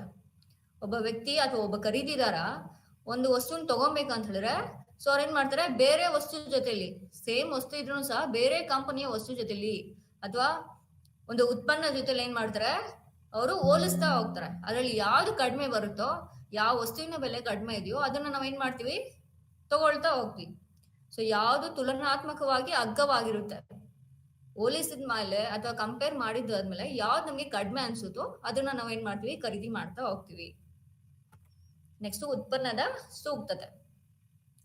ಸೊ ಖರೀದಿದಾರನ ಖರೀದಿ ನಿರ್ಧಾರದ ಮೇಲೆ ಪ್ರಭಾವ ಬೀರುವ ಖರೀದಿ ಉದ್ದೇಶಗಳಲ್ಲಿ ಸೂಕ್ತತೆಯು ಒಂದಾಗಿರ್ತಾ ಹೋಗುತ್ತೆ. ಬುದ್ಧಿವಂತ ಖರೀದಿದಾರನ ಏನ್ ಮಾಡ್ತಾನೆ, ಸಾಮಾನ್ಯವಾಗಿ ಸೂಕ್ತವಾದ ಉತ್ಪನ್ನಗಳನ್ನ ಖರೀದಿಸ್ತಾ ಹೋಗ್ತಾರೆ. ನಮ್ಮ ಮನೆ ಚಿಕ್ಕದಾಗಿರುತ್ತೆ, ಸೊ ಚಿಕ್ಕ ಮನೆಗೆ ಎಷ್ಟು ಬೇಕೋ ಆ ಸೂಕ್ತತೆ ನೋಡ್ಕೊಂಡು ಏನ್ ಮಾಡ್ತೀವಿ, ಉತ್ಪನ್ನಗಳನ್ನ ತಗೊಳ್ತಾ ಹೋಗ್ತೀವಿ. ಸೊ ಉತ್ಪನ್ನದ ಸೂಕ್ತತೆಯು ಸಹ ಸೊ ನಾವು ತಗೊಳ್ಳೋಂತ ವಸ್ತುಗಳ ಮೇಲೂ ಸಹ ಪ್ರಭಾವ ಬೀರ್ತಾ ಹೋಗುತ್ತೆ. ಉದಾಹರಣೆಗೆ ಖರೀದಿದಾರನ ಸಣ್ಣ ಮನೆ ಹೊಂದಿರ್ತಾನೆ, ಮತ್ತೆ ಅವನ ಮನೆಗೆ ಡೈನಿಂಗ್ ಟೇಬಲ್ ಬೇಕಾಗ್ತಾ ಹೋಗುತ್ತೆ. ಸೊ ಮನೆಗೆ ಡೈನಿಂಗ್ ಟೇಬಲ್ ಬೇಕು ಅಂತ ಹೇಳಿ ಅವ್ರ ಮನೆ ಸಣ್ಣ ಮನೆ ಆಗಿರುತ್ತೆ. ಹಾಗಂತ ಹೇಳಿ ದೊಡ್ಡ ಡೈನಿಂಗ್ ಟೇಬಲ್ ತಗೊಂಬಂದ್ರೆ ಸೊ ಅವ್ರಿಗೆ ಯಾವ್ದೇ ರೀತಿ ಅದು ಅನುಕೂಲಕರವಾಗಿರಲ್ಲ. ದೊಡ್ಡ ಡೈನಿಂಗ್ ಟೇಬಲ್ಗಿಂತ ಏನ್ ಮಾಡ್ತಾರೆ, ಅವರು ಒಂದು ಕಾಂಪ್ಯಾಕ್ಟ್ ಒಂದು ಚಿಕ್ಕ ಡೈನಿಂಗ್ ಟೇಬಲ್ನ ಅವರು ತಗೊಳ್ತಾ ಹೋಗ್ತಾರೆ. ಯಾಕಂದ್ರೆ ಅದು ಹೆಚ್ಚು ಜಾಗವನ್ನು ಆಕ್ರಮಿಸೋದಿಲ್ಲ. ಒಂದು ಉತ್ಪನ್ನದ ಸೂಕ್ತತೆ ಮೇಲೂ ಸಹ ಖರೀದಿ ನಿರ್ಧಾರ ಪ್ರಭಾವ ಬೀರ್ತಾ ಹೋಗುತ್ತೆ. ಉತ್ಪನ್ನದ ಬಹುಮುಖತೆ. ಸೊ ಉತ್ಪನ್ನದ ಬಹುಮುಖತೆ ಅಂದ್ರೆ ಒಂದು ವಸ್ತುವಿನಿಂದ ಎಷ್ಟೆಲ್ಲ ಅವ್ರಿಗೆ ಸಹಾಯವಾಗ್ತಾ ಹೋಗುತ್ತೆ. ಒಂದು ಉತ್ಪನ್ನವು ಬಳಕೆಗೆ ಬಳಸಿದಾಗ ಮಾತ್ರ ಬಹುಮುಖ ಎಂದು ಹೇಳಲಾಗುತ್ತದೆ. ಯಾವುದೋ ಒಂದು ವಸ್ತು ಅದನ್ನ ಬಹು ಬಳಕೆ ಅಂದ್ರೆ ತುಂಬಾ ಕಾರ್ಯಕ್ಕಾಗಿ ಯೂಸ್ ಮಾಡ್ತಿದ್ದೀವಿ ಅಂತ ಹೇಳಿದ್ರೆ ಸೊ ಅದೇನಾಗುತ್ತೆ, ನಮ್ಗೆ ಕಡಿಮೆ ವೆಚ್ಚದಲ್ಲಿ ಎಲ್ಲಾ ಕೆಲಸನೂ ಸಹ ಕಂಪ್ಲೀಟ್ ಆದಂಗೆ ಆಗ್ತಾ ಹೋಗುತ್ತೆ. ಸೊ ಒಂದು ಉತ್ಪನ್ನವನ್ನು ಬಹು ಬಳಕೆಗೆ ಬಳಸಿದಾಗ ಮಾತ್ರ ಏನಾಗುತ್ತೆ, ಬಹುಮುಖ ಅಂತ ಹೇಳ್ತಾ ಹೋಗ್ತೀವಿ. ಯಾವಾಗ್ಲೂ ಅಷ್ಟೇ ನಾವು ತಗೊಬೇಕಾದ್ರೆ ವಸ್ತುವಿನ ಬಹುಮುಖತೆಯನ್ನು ಯೋಚನೆ ಮಾಡ್ತಾ ಹೋಗ್ತೀವಿ. ಅಂದ್ರೆ ಎಷ್ಟು ನಮ್ಗೆ ಅದರಿಂದ ಬೆನಿಫಿಟ್ ಆಗ್ತಾ ಹೋಗುತ್ತೆ, ಎಷ್ಟು ನಮ್ಗೆ ಅನುಕೂಲ ಇರ್ತಾ ಹೋಗುತ್ತೆ. For example shampoo. ಸೊ ಶಾಂಪೂನ ನಾವು ಹೇರ್ ವಾಶ್ಗೂ ಯೂಸ್ ಮಾಡ್ತಾ ಹೋಗ್ತೀವಿ, ಜೊತೆಗೆ ಮನೆ ಕ್ಲೀನಿಂಗ್ ಕೆಲಸಕ್ಕೂ ಯೂಸ್ ಮಾಡ್ತಾ ಹೋಗ್ತೀವಿ ಅಲ್ವಾ. ಸೊ ಒಂದು ಉತ್ಪನ್ನವನ್ನು ಬಹು ಬಳಕೆಗೆ ಬಳಸಿದಾಗ ಮಾತ್ರ ಏನ್ ಮಾಡ್ತೀವಿ, ನಾವು ಆ ವಸ್ತುವನ್ನ ಖರೀದಿ ಮಾಡೋ ಉದ್ದೇಶನೂ ಸಹ ನಾವು ತಗೊಳ್ತಾ ಹೋಗ್ತೀವಿ. ನೆಕ್ಸ್ಟ್ ಉತ್ಪನ್ನದ ಬಾಳಿಕೆ ಅಂದ್ರೆ ಸೊ ದೀರ್ಘಕಾಲ ಬರೋದಾದ್ರೆ ಮಾತ್ರ ನಾವು ಒಂದು ವಸ್ತುನ ತಗೊಳ್ತಾ ಹೋಗ್ತೀವಿ. ಸೊ ಯಾವಾಗ್ಲೂ ಅಷ್ಟೇ ನಾವು ವಸ್ತುನ ತಗೊಳ್ತಿದೀವಿ ಅಂತ ಹೇಳಿದ್ರೆ ಅದು ದೀರ್ಘಕಾಲವಾಗಿರ್ಬೇಕು. ಒಂದೇ ಸಲ ಅದು ತೃಪ್ತಿ ಪಡಿಸ್ಬಿಟ್ಟು ಹಾಗೆ ಬಿಸಾಡ್ಬಾರ್ದು ಅನ್ನೋ ಒಂದು ನಿರ್ಧಾರದಲ್ಲೂ ಸಹ ನಾವು ಇರ್ತಾ ಹೋಗ್ತೀವಿ. ಬಾಳಿಕೆ ಅಂದ್ರೆ ದೀರ್ಘಕಾಲ ಉಳಿಯುವುದು, ಅದು ಗುಣಮಟ್ಟದಲ್ಲಿ ಉತ್ತಮವಾಗಿರ್ತಾ ಹೋಗುತ್ತದೆ. ಇದು ಇತರ ಉತ್ಪನ್ನಗಳಿಗೆ ಹೋಲಿಸಿದರೆ ಹೆಚ್ಚು ಕಾಲ ಉಳಿಯುತ್ತಾ ಹೋಗುತ್ತೆ. ಬಾಳಿಕೆಯು ಖರೀದಿದಾರನ ಖರೀದಿಯ ನಡವಳಿಕೆ ಮೇಲೆ ಪ್ರಭಾವ ಬೀರುವ ಒಂದು ಅಂಶವಾಗಿರ್ತಾ ಹೋಗುತ್ತೆ. ಖರೀದಿದಾರ ಬಾಳಿಕೆ ಬರುವ ಉತ್ಪನ್ನಗಳಿಗೆ ಪ್ರೀಮಿಯಂ ಬೆಲೆಯನ್ನು ಸಹ ಪಾವತಿಸುತ್ತಾರೆ. ಸೊ ಯಾವಾಗಲೂ ಅಷ್ಟೇ ಬಾಳಿಕೆ ಬರೋ ವಸ್ತುವನ್ನು ಗುಣಮಟ್ಟದಲ್ಲಿ ಉತ್ತಮವಾಗಿರ್ತೇ ಇರುತ್ತೆ. ಸೊ ಏನ್ ಮಾಡ್ತಾರೆ ಗ್ರಾಹಕ ಯಾವುದೇ ರೀತಿ ವಸ್ತುವಿನ ಬೆಲೆಯ ಮೇಲೆ ಯೋಚನೆ ಮಾಡೋದೇ ಇಲ್ಲ. ಪ್ರೀಮಿಯಂ ಎಕ್ಸ್ಟ್ರಾ ದುಡ್ಡು ಕೊಟ್ಟು ಅವರು ಸಹ ಏನ್ ಮಾಡ್ತಾರೆ, ಖರೀದಿದಾರ ಆ ವಸ್ತುನ ತಗೊಳ್ತಾ ಹೋಗ್ತಾರೆ. ಉದಾಹರಣೆಗೆ ಸಾಮಾನ್ಯವಾಗಿ ತೇಗ ಅಥವಾ ರೋಸ್ವುಡ್ಗೆ ಸೊ ಕಾಸ್ಟ್ ಜಾಸ್ತಿ ಇದ್ದೇ ಇರುತ್ತೆ ಅಲ್ವಾ, ಅಂದ್ರೆ ಆ ವಸ್ತುವಿನ ಬೆಲೆ ಜಾಸ್ತಿ ಇದ್ದೇ ಇರುತ್ತೆ. ನಾವೇನ್ ಪೀಠೋಪಕರಣಕ್ಕಿರ್ಬೋದು ಅಥವಾ ಯಾವುದೇ ಒಂದು ನಿರ್ಮಾಣಕ್ಕಿರ್ಬೋದು, ರೋಸ್ವುಡ್ ಅಥವಾ ತೇಗ ಜಾಸ್ತಿ ದುಬಾರಿ ಆಗಿದ್ರು ಸಹ ಏನ್ ಮಾಡ್ತೀವಿ ನಾವು ಅದನ್ನೇ ಬಳಸ್ತಾ ಹೋಗ್ತೀವಿ. ಯಾಕೆಂದ್ರೆ ಅದು ಬೇರೆ ಮರಕ್ಕಿಂತ ಹೋಲಿಸಿದ್ರೆ ದುಬಾರಿ ಆಗಿದ್ರು ಪರವಾಗಿಲ್ಲ, ದೀರ್ಘಕಾಲವಾಗಿ ನಮ್ಗೆ ಅದೇನ್ ಮಾಡುತ್ತೆ, ನಮ್ಗೆ ಹೆಲ್ಪ್ ಮಾಡ್ತಾ ಹೋಗುತ್ತೆ. ಅಂದ್ರೆ ಸೊ ಎಷ್ಟು ಪ್ರಾಡಕ್ಟ್ಗೆ ನಾವು ದುಡ್ಡು ಕೊಡ್ತೀವಿ ಅನ್ನೋದಲ್ಲ, ಸೊ ಅದರಿಂದ ನಮ್ಗೆ ಎಷ್ಟು ಬೆನಿಫಿಟ್ ಸಿಗುತ್ತೆ, ಎಷ್ಟು ವರ್ಷ ಪ್ರಾಡಕ್ಟ್ ಅಥವಾ ವಸ್ತು ನಮ್ ಜೊತೆಲಿ ಇರ್ತಾ ಹೋಗುತ್ತೆ ಅಂತ. ಬಾಳಿಕೆ ಅಂದ್ರೆ ಏನು, ದೀರ್ಘಕಾಲ ಉಳಿಯುವುದು. ಯಾವುದೇ ಒಂದು ಗ್ರಾಹಕ ಪ್ರಾಡಕ್ಟು ಗುಣಮಟ್ಟದಲ್ಲಿ ಇದೆ ಅಥವಾ ಒಂದು ಉತ್ಪನ್ನ ಹೆಚ್ಚು ಕಾಲ ಉಳಿಯುತ್ತೆ ಅಂತ ಹೇಳಿದ್ರೆ ಅದಕ್ಕೆ ನಾವೇನ್ ಮಾಡ್ತೀವಿ, ಪ್ರೀಮಿಯಂ ಬೆಲೆನೂ ಕೊಡ್ತಾ ಹೋಗ್ತೀವಿ. ಅಂದ್ರೆ ಜಾಸ್ತಿ ದುಡ್ಡು ಕೊಟ್ಟರು ಸಹ ನಾವು ಅದನ್ನ ತಗೊಳ್ತಾ ಹೋಗ್ತೀವಿ. ನಂತರ ಉತ್ಪನ್ನದ ಅನುಕೂಲತೆ ಅಥವಾ ಸೌಕರ್ಯ. ಖರೀದಿದಾರರು ಬಳಸುವ ಅನುಕೂಲಕರವಾದ ಉತ್ಪನ್ನಗಳನ್ನು ಖರೀದಿಸಲು ಆದ್ಯತೆ ನೀಡ್ತಾ ಹೋಗ್ತಾರೆ. ಯಾವಾಗಲೂ ಅಷ್ಟೇ ಖರೀದಿದಾರ ಬಳಸುವಂತ ವಸ್ತುಗಳು ಅವ್ರಿಗೆ ಅದು ಅನುಕೂಲಕರವಾಗಿರ್ಬೇಕು, ಆಗ್ಲೇ ಮಾತ್ರ ಅವ್ರು ತಗೊಳ್ತಾ ಹೋಗ್ತಾರೆ. ಇಲ್ಲ ಅಂತ ಹೇಳಿದ್ರೆ ಯಾವುದೇ ರೀತಿ ನೀವೆಷ್ಟೇ ಪ್ರಚಾರ ಮಾಡಿದ್ರು ಸಹ ಅಥವಾ ಡಿಸ್ಕೌಂಟ್ ಕೊಟ್ಟರು ಸಹ ಖರೀದಿದಾರ ಅದನ್ನ ತಗೊಳಕ್ಕೆ ರೆಡಿ ಇರಲ್ಲ. ಉದಾಹರಣೆಗೆ ಒಂದು ದೇಶೀಯ ಗ್ಯಾಸ್ ಸ್ಟವ್, ಇಲ್ಲಿ ಖರೀದಿದಾರ ಗ್ಯಾಸ್ ಸ್ಟವ್ ಅಲ್ಲಿ ಏನ್ ನೋಡ್ತಾರೆ, ಅದರಿಂದ ಏನ್ ಅನುಕೂಲಕರವಾಗಿದೆ ಅಂತ ಹೇಳಿ ಯೋಚನೆ ಮಾಡ್ತಾ ಹೋಗ್ತಾರೆ. ದೇಶೀಯ ಗ್ಯಾಸ್ ಸ್ಟವ್ ಇಲ್ಲಿ ಖರೀದಿದಾರನು ಅತ್ಯಂತ ಅನುಕೂಲಕರ ಮಾದರಿಯನ್ನು ಆದ್ಯತೆ ನೀಡ್ತಾ ಹೋಗ್ತಾನೆ. ಇದರಿಂದ ಅವನು ಅದನ್ನು ಸುಲಭವಾಗಿ ಬಳಸಬಹುದು. ಗ್ಯಾಸ್ ಸ್ಟವ್ ಅಲ್ಲಿ ತುಂಬಾ ನಿಮ್ಗೆ ವಿವಿಧವಾದ ಗ್ಯಾಸ್ ಸ್ಟವ್ ಸಿಗ್ತಾ ಹೋಗುತ್ತೆ. ಅದರಲ್ಲಿ ದೇಶೀಯ ಇರುತ್ತೆ, ಜೊತೆಗೆ ವಿದೇಶಿ ಗ್ಯಾಸ್ ಸ್ಟವ್ಸ್ ಇರ್ತಾ ಹೋಗುತ್ತೆ. ಸೊ ದೇಶೀಯ ಗ್ಯಾಸ್ ಸ್ಟವ್ ಹೆಂಗಿರುತ್ತೆ ಅಂತ ಹೇಳಿದ್ರೆ ನಮ್ಮ ದೇಶೀಯ ವ್ಯಕ್ತಿಗೆ ಯಾವ ರೀತಿ ಬೇಕಾಗಿರುತ್ತೋ ಆ ರೀತಿ ಅವರು ಒಂದು ಮಾದರಿ ರೆಡಿ ಮಾಡಿರ್ತಾ ಹೋಗುತ್ತೆ. ಆದ್ರೆ ವಿದೇಶಿ ಗ್ಯಾಸ್ ಸ್ಟವ್ ಏನಾಗಿರುತ್ತೆ, ವಿದೇಶಿ ಸ್ಟೈಲಲ್ಲಿ ಏನಾಗಿರುತ್ತೆ ಗ್ಯಾಸ್ ಸ್ಟವ್ನ ರೆಡಿ ಮಾಡಿರ್ತಾರೆ. ಸೊ ಈಗ ಗ್ರಾಹಕ ಏನ್ ಮಾಡ್ತಾರೆ, ಅನುಕೂಲಕರವಾದ ಉತ್ಪನ್ನ ತಗೊಳ್ತಾ ಹೋಗ್ತಾರೆ. ಯಾಕಂದ್ರೆ ದೇಶೀಯ ಗ್ಯಾಸ್ ಸ್ಟವ್ ಬಗ್ಗೆ ಆಲ್ರೆಡಿ ಅವ್ರಿಗೆ ಇನ್ಫಾರ್ಮೇಶನ್ ಮಾಹಿತಿ ಇದ್ದೇ ಇರುತ್ತೆ, ಅದರಿಂದ ಅದನ್ನ ಅವರು ಈಸಿಯಾಗಿ ಬಳಸ್ಬೋದು ಅಂತ ಹೇಳಿ. ಸೊ ಉತ್ಪನ್ನದ ಅನುಕೂಲತೆ ಅಥವಾ ಸೌಕರ್ಯದ ಉದ್ದೇಶದಿಂದನೂ ಸಹ ಏನ್ ಮಾಡಿದ್ರೆ ಖರೀದಿದಾರ ಆ ವಸ್ತುನ ತಗೊಳ್ತಾ ಹೋಗ್ತಾರೆ. ನಂತರ ಭಾವನಾತ್ಮಕ ಖರೀದಿ ಉದ್ದೇಶಗಳು ಅಂದ್ರೆ ಒಬ್ಬ ವ್ಯಕ್ತಿ ಭಾವನಾತ್ಮಕ ಅಂಶಗಳು ಅಥವಾ ಭಾವನೆಗಳಿಂದ ಕೂಡಿದ್ರಿಂದ, ಮನುಷ್ಯ ಅಂತ ಹೇಳಿದ್ರೆ ಭಾವನೆಗಳಿಂದ ಕೂಡಿದ್ದೇ ಇರುತ್ತೆ ಆತನ ಮನಸ್ಸು ಅಲ್ವಾ. ಸೊ ಭಾವನಾತ್ಮಕ ಖರೀದಿ ಉದ್ದೇಶಗಳು ಯಾವ್ದು ಅಂತ ಹೇಳಿದ್ರೆ ಮೊದಲು ಪ್ರೆಸ್ಟೀಜ್ ಅಥವಾ ಪ್ರೈಡ್. ಕೆಲವ್ರಿಗೆ ಏನಿರುತ್ತೆ, ಒಂದು ವಸ್ತುನ ತಗೊಂಡ್ರೆ ಅದು ಅವ್ರಿಗೆ ಪ್ರೈಡ್ ಆಗಿರ್ತಾ ಹೋಗುತ್ತೆ ಅಥವಾ ಪ್ರೆಸ್ಟೀಜ್ ಅನ್ನ ಕ್ರಿಯೇಟ್ ಮಾಡ್ತಾ ಹೋಗುತ್ತೆ ಸೊಸೈಟಿಲಿ. ಸೊ ಪ್ರೆಸ್ಟೀಜ್ ಎನ್ನುವುದು ಖರೀದಿದಾರರು ಹೊಂದಿರುವ ಬಲವಾದ ಭಾವನಾತ್ಮಕ ಖರೀದಿ ಉದ್ದೇಶಗಳಲ್ಲಿ ಒಂದಾಗಿರ್ತಾ ಹೋಗುತ್ತೆ ಅಲ್ವಾ. ನಾವ್ ಯಾವ್ದೋ ಒಂದು ವಸ್ತುನ ತಗೊಬೇಕು ಅಂತ ಹೇಳಿದ್ರು ಅದರಿಂದ ನಮ್ಗೆ ಸೊಸೈಟಿಲಿ ಪ್ರೆಸ್ಟೀಜ್ ಜಾಸ್ತಿ ಆಗುತ್ತಾ, ಪ್ರೈಡ್ ಜಾಸ್ತಿ ಆಗುತ್ತಾ ಅಂತ ಹೇಳಿ ಮೊದಲು ನಾವು ಭಾವನಾತ್ಮಕವಾಗಿ ಯೋಚನೆ ಮಾಡ್ತಾ ಹೋಗ್ತೀವಿ. ನಂತರ ಖರೀದಿದಾರ ಏನ್ ಮಾಡ್ತಾರೆ, ಕೆಲವು ಉತ್ಪನ್ನಗಳನ್ನು ಹೊಂದಿರುವ ಬಗ್ಗೆ ಹೆಮ್ಮೆ ಪಡ್ತಾ ಹೋಗ್ತಾರೆ, ಮತ್ತೆ ಸಮಾಜದಲ್ಲಿ ತಮ್ಮ ಸಾಮಾಜಿಕ ಸ್ಥಾನಮಾನವನ್ನು ಖಚಿತಪಡಿಸ್ಕೊಳ್ತಾ ಹೋಗ್ತಾರೆ. ಸೊ ಅದನ್ನ ಏನ್ ಮಾಡ್ತಾರೆ, ಆ ಉತ್ಪನ್ನಗಳನ್ನ ಖರೀದಿಸ್ತಾ ಹೋಗ್ತಾರೆ. ಉದಾಹರಣೆಗೆ BMW ಕಾರ್. ಸೊ ಅದರಿಂದ ಏನಾಗುತ್ತೆ, BMW ಕಾರ್ ತಗೊಂಡ್ರೆ ಅವ್ರಿಗೆ ಭಾವನಾತ್ಮಕವಾಗಿ ಅವ್ರ ಪ್ರೆಸ್ಟೀಜ್ ಜಾಸ್ತಿ ಆಗ್ತಾ ಹೋಗುತ್ತೆ, ಸಮಾಜದಲ್ಲಿ ಅವ್ರಿಗೆ ಒಂದು ಸ್ಥಾನಮಾನ ಕೊಡೋದಂತೂ ಅದು ಖಚಿತವಾಗಿರ್ತಾ ಹೋಗುತ್ತೆ. ಅದರಿಂದ ಏನ್ ಮಾಡ್ತಾರೆ, ಖರೀದಿದಾರ ಅಥವಾ ಗ್ರಾಹಕ ಆ ವಸ್ತುನ ತಗೊಳ್ತಾರೆ. ಕಾರ್ ಎಷ್ಟೇ ದುಬಾರಿ ಆಗಿರೋ ಸಹ ಅವ್ರು ತಗೊಳ್ತಾರೆ. ಅಥವಾ ವಜ್ರದ ಆಭರಣಗಳು. ಸೊ ವಜ್ರದ ಆಭರಣಗಳಿಗೆ ಹಾಕೊಂಡ್ಬಿಟ್ರೆ ಈಗ ಅವರೇ ತುಂಬಾ ಶ್ರೀಮಂತ ಅಥವಾ ಸಮಾಜದಲ್ಲಿ ಅವ್ರಿಗೆ ಒಂದೊಳ್ಳೆ ಸ್ಥಾನಮಾನ ಕ್ರಿಯೇಟ್ ಆಗ್ತಾ ಹೋಗುತ್ತೆ. ಅದರಿಂದ ಏನ್ ಮಾಡ್ತಾರೆ, ವಜ್ರದ ಆಭರಣಗಳನ್ನ ತಗೊಳ್ತಾ ಹೋಗ್ತಾರೆ. ಅಥವಾ ಹೊಸದಾಗಿ ಬಿಡುಗಡೆ ಆದ ಐಫೋನ್. ಸೊ ಈಗ ಐಫೋನ್ ಅನ್ನೋದು ಅವ್ರೆಷ್ಟೇ ಆಗಿದ್ರು ಸಹ ಐಫೋನ್ ಹೊಂದಿರೋರು ಒಂದು ಪ್ರೆಸ್ಟೀಜ್ ಕ್ರಿಯೇಟ್ ಆಗ್ತಾ ಹೋಗುತ್ತೆ. ಅಂದ್ರೆ ಒಂದು ಪ್ರೈಡ್ ಅವ್ರಿಗೆ ಸಮಾಜದಲ್ಲಿ ಅವ್ರ ಹತ್ರ ಐಫೋನ್ ಇದೆ ಅಂತ ಹೇಳಿ. ಸೊ ಆ ಒಂದು ಉದ್ದೇಶದಿಂದ ವಸ್ತುವನ್ನ ಖರೀದಿ ಮಾಡ್ತಾ ಹೋಗ್ಬೋದು. ಅಥವಾ ಐಷಾರಾಮಿ ಆಟೋಮೊಬೈಲ್ಗಳು. ಸೊ ಐಷಾರಾಮಿ ಆಟೋಮೊಬೈಲ್ಗಳು ಅಂದ್ರೆ ಕಾರ್, ಬೈಕ್, ಸೊ ಇವೆಲ್ಲ ಏನಾಗ್ತಾ ಹೋಗುತ್ತೆ, ಸೊ ಅವ್ರಿಗೆ ಸಮಾಜದಲ್ಲಿ ಒಂದು ಸ್ಥಾನಮಾನವನ್ನ ಕೊಡ್ತಾ ಹೋಗುತ್ತೆ. ಅದನ್ನ ಮಾಡ್ತೀವಿ ನಾವು ಆ ವಸ್ತುನ ತಗೊಳ್ತಾ ಹೋಗ್ತೀವಿ. Next one emulation. Emulation is nothing but ಕೆಲವು ಜನ ಏನ್ ಮಾಡ್ತಾರೆ ಅಂತ ಹೇಳಿದ್ರೆ ಬೇರೆ ವ್ಯಕ್ತಿಗಳಿಂದ ಆ ವಸ್ತುನ ತಗೊಳಕ್ಕೆ ಅವರು ಪ್ರಚೋದನೆಗೊಳ್ತಾ ಹೋಗ್ತಾರೆ. ಕೆಲವ್ರು ಯಾರೋ ಆ ವಸ್ತುನ ತಗೊಂಡಿದ್ದಾರೆ ಅಂತ ಹೇಳಿ ಏನ್ ಮಾಡ್ತಾರೆ, ಅವರು ಸಹ ತಗೊಳ್ತಾ ಹೋಗ್ತಾರೆ. ಕೆಲವು ಜನರು ಕೆಲವು ಉತ್ಪನ್ನಗಳನ್ನ ಖರೀದಿಸ್ತಾರೆ, ಯಾಕಂದ್ರೆ ಕೆಲವರು ಆ ಉತ್ಪನ್ನವನ್ನು ಹೊಂದಿರ್ತಾರೆ ಅಂತ ಹೇಳಿ. ಅಂದ್ರೆ ಯಾರೋ ಒಬ್ಬ ಪರ್ಸನ್ ಅಥವಾ ಯಾರೊಬ್ಬ ವ್ಯಕ್ತಿ ಆ ವಸ್ತುನ ತಗೊಂಡಿದ್ದಾರೆ, ಅದನ್ನ ನಾನು ಸಹ ತಗೊಬೇಕು ಅಂತ ಹೇಳಿ ಖರೀದಿ ಮಾಡ್ತಾ ಹೋಗೋದು. ಕೆಲವು ಖರೀದಿದಾರರು ಇತರನ್ನು ಅನುಕರಿಸಲು ಪ್ರಯತ್ನಿಸ್ತಾ ಹೋಗ್ತಾರೆ. ಯಾವಾಗ್ಲೂ ಅಷ್ಟೇ.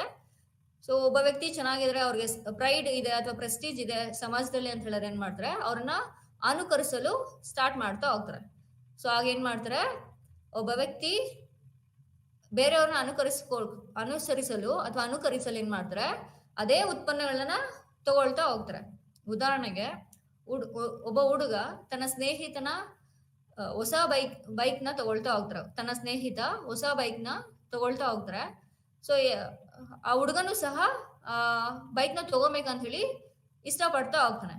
ಯಾಕೆ ಅಂತ ಹೇಳಿದ್ರೆ, ಸೊ ತನ್ನ ಸ್ನೇಹಿತನ ಹತ್ರನೂ ಸಹ ಇದೆ, ನಾನು ಅದನ್ನ ತಗೊಳ್ತಾ ಹೋಗ್ತೀನಿ, ನನಗೂ ಆ ಪ್ರಾಡಕ್ಟ್ ಬೇಕು ಅಥವಾ ನನಗೂ ಆ ಉತ್ಪನ್ನ ಬೇಕು ಅಂತ ಹೇಳಿ.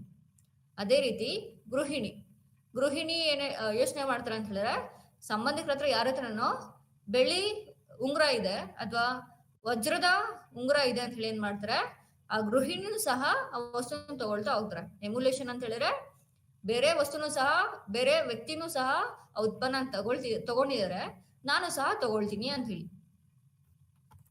ಸೊ ಪ್ರೀತಿ. ಕೆಲವು ವಸ್ತುಗಳನ್ನ ವಾತ್ಸಲ್ಯ ಅಥವಾ ಪ್ರೀತಿಯನ್ನು ಸಹ ನಾವು ಖರೀದಿ ಮಾಡ್ತಾ ಹೋಗ್ತೀವಿ. ಇದು ಭಾವನಾತ್ಮಕ ಉದ್ದೇಶವಾಗಿರ್ತಾ ಹೋಗುತ್ತೆ. ಖರೀದಿದಾರರು ಯಾರಿಗಾದ್ರೂ ತಮ್ಮ ಪ್ರೀತಿಯ ಅಥವಾ ಪ್ರೀತಿಯಿಂದ ಕೆಲವು ಸರಕುಗಳನ್ನು ಖರೀದಿಸಲು ಒಲವು ತೋರ್ತಾ ಹೋಗ್ತಾರೆ. ಉದಾಹರಣೆಗೆ ಒಬ್ಬ ಮಗ ತನ್ನ ತಂದೆಗೆ ದುಬಾರಿ ವಾಚ್ ಖರೀದಿಸ್ತಾ ಹೋಗ್ತಾನೆ, ಮತ್ತೆ ತಾಯಿ ತನ್ನ ಮಗಳಿಗೆ ಪ್ರೀತಿಯನ್ನ ದುಬಾರಿ ಉಂಗುರವನ್ನು ಉಡುಗೊರೆಯಾಗಿ ನೀಡ್ತಾ ಹೋಗ್ತಾಳೆ. ಪ್ರತ್ಯೇಕತೆ ಅಥವಾ ವೈಶಿಷ್ಟ್ಯತೆ ಉದ್ದೇಶ.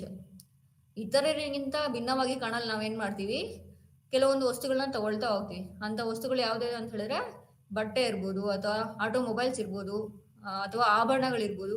ಸೊ ಬೇರೆ ವ್ಯಕ್ತಿಗೆ ಹೋಲಿಸ್ಕೊಂಡ್ರೆ ನಾನು ಅವ್ರಿಗಿಂತ ಚೆನ್ನಾಗಿ ಕಾಣ್ಬೇಕು ಅಥವಾ ಭಿನ್ನವಾಗಿರ್ಬೇಕು ಸಮಾಜದಲ್ಲಿ ಅಂತ ಹೇಳಿ ಏನ್ ಮಾಡ್ತೀವಿ ನಾವು, ಪ್ರತ್ಯೇಕ ಅಥವಾ ವೈಶಿಷ್ಟ್ಯ ಉದ್ದೇಶವನ್ನು ಸಹ ನಾವು ವಸ್ತುನ ತಗೊಳ್ತಾ ಹೋಗ್ತೀವಿ.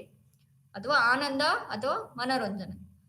ಅಥವಾ ಮನೋರಂಜನೆಯ ಉದ್ದೇಶದಿಂದ ಸಹ ನಾವೇನು ಒಂದಷ್ಟು ವಸ್ತುನ ತಗೊಳ್ಳೋಕೆ ಪ್ರೇರೇಪಿಸ್ತಾ ಹೋಗುತ್ತೆ. ಯಾವ್ದಂತ ಹೇಳಿದ್ರೆ ಸಂಗೀತ ವಾದ್ಯಗಳು, ರೇಡಿಯೋಗಳು, ಇವೆಲ್ಲ ನಮ್ಗೆ ಏನಾಗುತ್ತೆ ಅಂತ ಹೇಳಿದ್ರೆ ಒಂದಷ್ಟು ಸಂತೋಷ ಅಥವಾ ಮನೋರಂಜನೆ ಕೊಡ್ತಾ ಹೋಗುತ್ತೆ. ಅದಕ್ಕೋಸ್ಕರ ನಾವೇನ್ ಮಾಡ್ತೀವಿ, ಆ ವಸ್ತುಗಳನ್ನ ತಗೊಳ್ತಾ ಹೋಗ್ತೀವಿ. ಅಭ್ಯಾಸವು ಗಮನಾರ್ಹವಾಗಿರ್ತಾ ಹೋಗುತ್ತೆ. ಯಾಕಂದ್ರೆ ಇದು ಒಂದು ಭಾವನಾತ್ಮಕ ಖರೀದಿ ಉದ್ದೇಶ. ಯಾವುದೇ ಒಂದು ಕೆಲವು ಜನರು ಇರ್ಬೋದು, ಕೆಲವು ಸರಕುಗಳನ್ನು ತಗೊಳ್ಳೋದ್ರಲ್ಲಿ ಅಭ್ಯಾಸ ಹೊಂದಿರ್ತಾರೆ. ಉದಾಹರಣೆಗೆ ಜನರು ಮದ್ಯ ಅಥವಾ ಸಿಗರೇಟಿನ ವ್ಯಸನಿ ಆಗಿರ್ತಾರೆ. ಸೊ ಅವ್ರು ಯಾವುದೇ ರೀತಿ ವಸ್ತುನ ಬೆಲೆ, ಗಾತ್ರ, ಬಣ್ಣ ಇದ್ರ ಬಗ್ಗೆ ಯೋಚನೆ ಮಾಡಲ್ಲ. ಅವ್ರಿಗೆ ಅದು ಅಭ್ಯಾಸ ಆಗಿರುತ್ತೆ, ಅದನ್ನ ಅವರು ತಗೊಳ್ತಾರೆ. ಸರಿ ಹೊಂದುವ ಕೆಲವು ಫೇಸ್ ವಾಶ್ಗಳು, ನಮ್ಮ ಮುಖಕ್ಕೆ ಬೇಕಾಗಿರುವಂತಹ ಫೇಸ್ ವಾಶ್ಗಳು ಸಹ ನಾವು ಅದನ್ನ ಅಭ್ಯಾಸದಿಂದ ಅದನ್ನ ತಗೊಳ್ಳೋದ್ರಿಂದ ನಾವು ಯಾವುದೇ ರೀತಿ ಅದನ್ನ ಸ್ಟಾಪ್ ಮಾಡಲ್ಲ. ಮತ್ತೆ ನಿದ್ದೆ ಮಾತ್ರೆಗಳು ಅಥವಾ ಮಾತ್ರೆಗಳು, ಸೊ ಇವೆಲ್ಲ ನಮ್ಗೆ ಏನಾಗಿರುತ್ತೆ, ಅಭ್ಯಾಸದಿಂದ ನಾವು ಅದನ್ನ ನಾವು ತಗೊಳ್ತಾ ಹೋಗ್ತೀವಿ, ಅಂದ್ರೆ ಖರೀದಿಸ್ತಾ ಹೋಗ್ತೀವಿ. ಸೊ ಇದು ಒಂದು ಉದ್ದೇಶ ಆಗಿರುತ್ತದೆ. ಸೊ ದೆನ್ ನೆಕ್ಸ್ಟ್ ಪ್ರೋತ್ಸಾಹ ಖರೀದಿ ಉದ್ದೇಶಗಳು. ಸೊ ಪ್ರೋತ್ಸಾಹ ಖರೀದಿ ಉದ್ದೇಶಗಳು ಅಂತ ಹೇಳಿದ್ರೆ, ಸೊ ಇಲ್ಲಿ ಪ್ರೋತ್ಸಾಹ ಖರೀದಿ ಉದ್ದೇಶಗಳು ಗ್ರಾಹಕರು ನಿರ್ದಿಷ್ಟ ಮಾರಾಟಗಾರ ಅಥವಾ ಅಂಗಡಿಯಿಂದ ಖರೀದಿಸಲು ಪ್ರೇರೇಪಿಸಲ್ಪಡುತ್ತಾರೆ. ಸೊ ಅನುಕೂಲತೆ ಇರ್ಬೋದು, ವೈವಿಧ್ಯತೆ ಇರ್ಬೋದು, ಅಂಗಡಿಯ ಖ್ಯಾತಿ ಇರ್ಬೋದು, ಮತ್ತು ಸಾಲ ಸೌಲಭ್ಯ ಇತ್ಯಾದಿಗಳಂತ ವಿವಿಧ ಮಾರಾಟಗಾರ ಅಥವಾ ಅಂಗಡಿಯ ನಿರ್ದಿಷ್ಟ ಅಂಶಗಳಿಂದ ಪ್ರೇರೇಪಿಸಲ್ಪಡ್ತಾ ಹೋಗ್ತಾರೆ. ಸೊ ತಾರ್ಕಿಕ ಉದ್ದೇಶಗಳೇನಾಗ್ತಾ ಹೋಗುತ್ತೆ, ಅವರು ತಮ್ಮನ್ನ ತಾವು ತುಂಬಾ ಯೋಚನೆಯಲ್ಲಿ ತೊಡಗಿಕೊಂಡು ಒಂದಷ್ಟು ವಸ್ತುಗಳನ್ನ ತಗೊಳ್ತಾ ಹೋಗ್ತಾರೆ. ಪ್ರೋತ್ಸಾಹ ಖರೀದಿ ಉದ್ದೇಶಗಳಲ್ಲಿ ಮಾರಾಟಗಾರರ ಮೇಲೆ ಡಿಪೆಂಡ್ ಆಗ್ತಾ ಹೋಗ್ತಾರೆ. ಅಂದ್ರೆ ಮಾರಾಟಗಾರ ಕೊಡುವ ಅನುಕೂಲತೆ ಅಥವಾ ವೈವಿಧ್ಯತೆ ಅಥವಾ ಅಂಗಡಿಯ ಖ್ಯಾತಿ ಅಥವಾ ಸಾಲ ಸೌಲಭ್ಯ, ಈ ಎಲ್ಲಾ ಅಂಶಗಳಿಂದ ಏನ್ ಮಾಡ್ತಾರೆ, ಒಂದು ವಸ್ತುವನ್ನ ತಗೊಳ್ತಾ ಹೋಗ್ತಾರೆ. ಸೊ ಪ್ರೋತ್ಸಾಹ ಖರೀದಿ ಉದ್ದೇಶಗಳನ್ನು ತರ್ಕಬದ್ಧ ಪ್ರೋತ್ಸಾಹ ಖರೀದಿ ಉದ್ದೇಶಗಳು ಮತ್ತು ಭಾವನಾತ್ಮಕ ಪ್ರೋತ್ಸಾಹ ಖರೀದಿ ಉದ್ದೇಶಗಳಾಗಿ ನಾವು ವಿಂಗಡಣೆ ಮಾಡ್ತಾ ಹೋಗ್ಬೋದು. ವಿದ್ಯಾರ್ಥಿಗಳೇ, ಇಂದಿನ ತರಗತಿಯಲ್ಲಿ ನಾವು ಏನೆಲ್ಲ ಕಲ್ತ್ಕೊಂಡ್ರಿ ಅಂತ ಹೇಳಿದ್ರೆ, ಖರೀದಿ ಉದ್ದೇಶ ಮತ್ತೆ ಖರೀದಿ ಉದ್ದೇಶದಲ್ಲಿ ಎಷ್ಟೆಲ್ಲ ಅನ್ವಯಗಳು ಇರ್ತಾ ಹೋಗುತ್ತೆ. ತದನಂತರ ಖರೀದಿ ಉದ್ದೇಶಗಳ ವಿಧಗಳು, ಖರೀದಿ ಉದ್ದೇಶದಲ್ಲಿ ಮೊದಲನೇ ವಿಧದ ಬಗ್ಗೆ ತಿಳ್ಕೊಳ್ತಾ ಹೋಗ್ತೀವಿ. ಸೊ ಅದರಲ್ಲಿ ತಾರ್ಕಿಕ ಉದ್ದೇಶಗಳು. ತಾರ್ಕಿಕ ಉದ್ದೇಶಗಳು ಅಂತ ಹೇಳಿದ್ರೆ ಯಾವುದು? ವಸ್ತುವಿನ ಸುರಕ್ಷತೆ, ಆರ್ಥಿಕತೆ, ಬೆಲೆ, ಸೂಕ್ತತೆ, ಬಹುಮುಖತೆ, ಬಾಳಿಕೆ, ಅನುಕೂಲತೆ, ಮತ್ತೆ ವಸ್ತುಗಳ ಅಭ್ಯಾಸ. ಸೊ ಇವುಗಳ ಬಗ್ಗೆ ಎಲ್ಲ ನಾವು ತಿಳ್ಕೊಳ್ತಾ ಹೋದ್ವಿ. ಮುಂದಿನ ತರಗತಿಯಲ್ಲಿ ನಾವು ಪ್ರೋತ್ಸಾಹ ಖರೀದಿ ಉದ್ದೇಶಗಳ ಬಗ್ಗೆ ತಿಳ್ಕೊಳ್ತಾ ಹೋಗೋಣ. ಧನ್ಯವಾದಗಳು.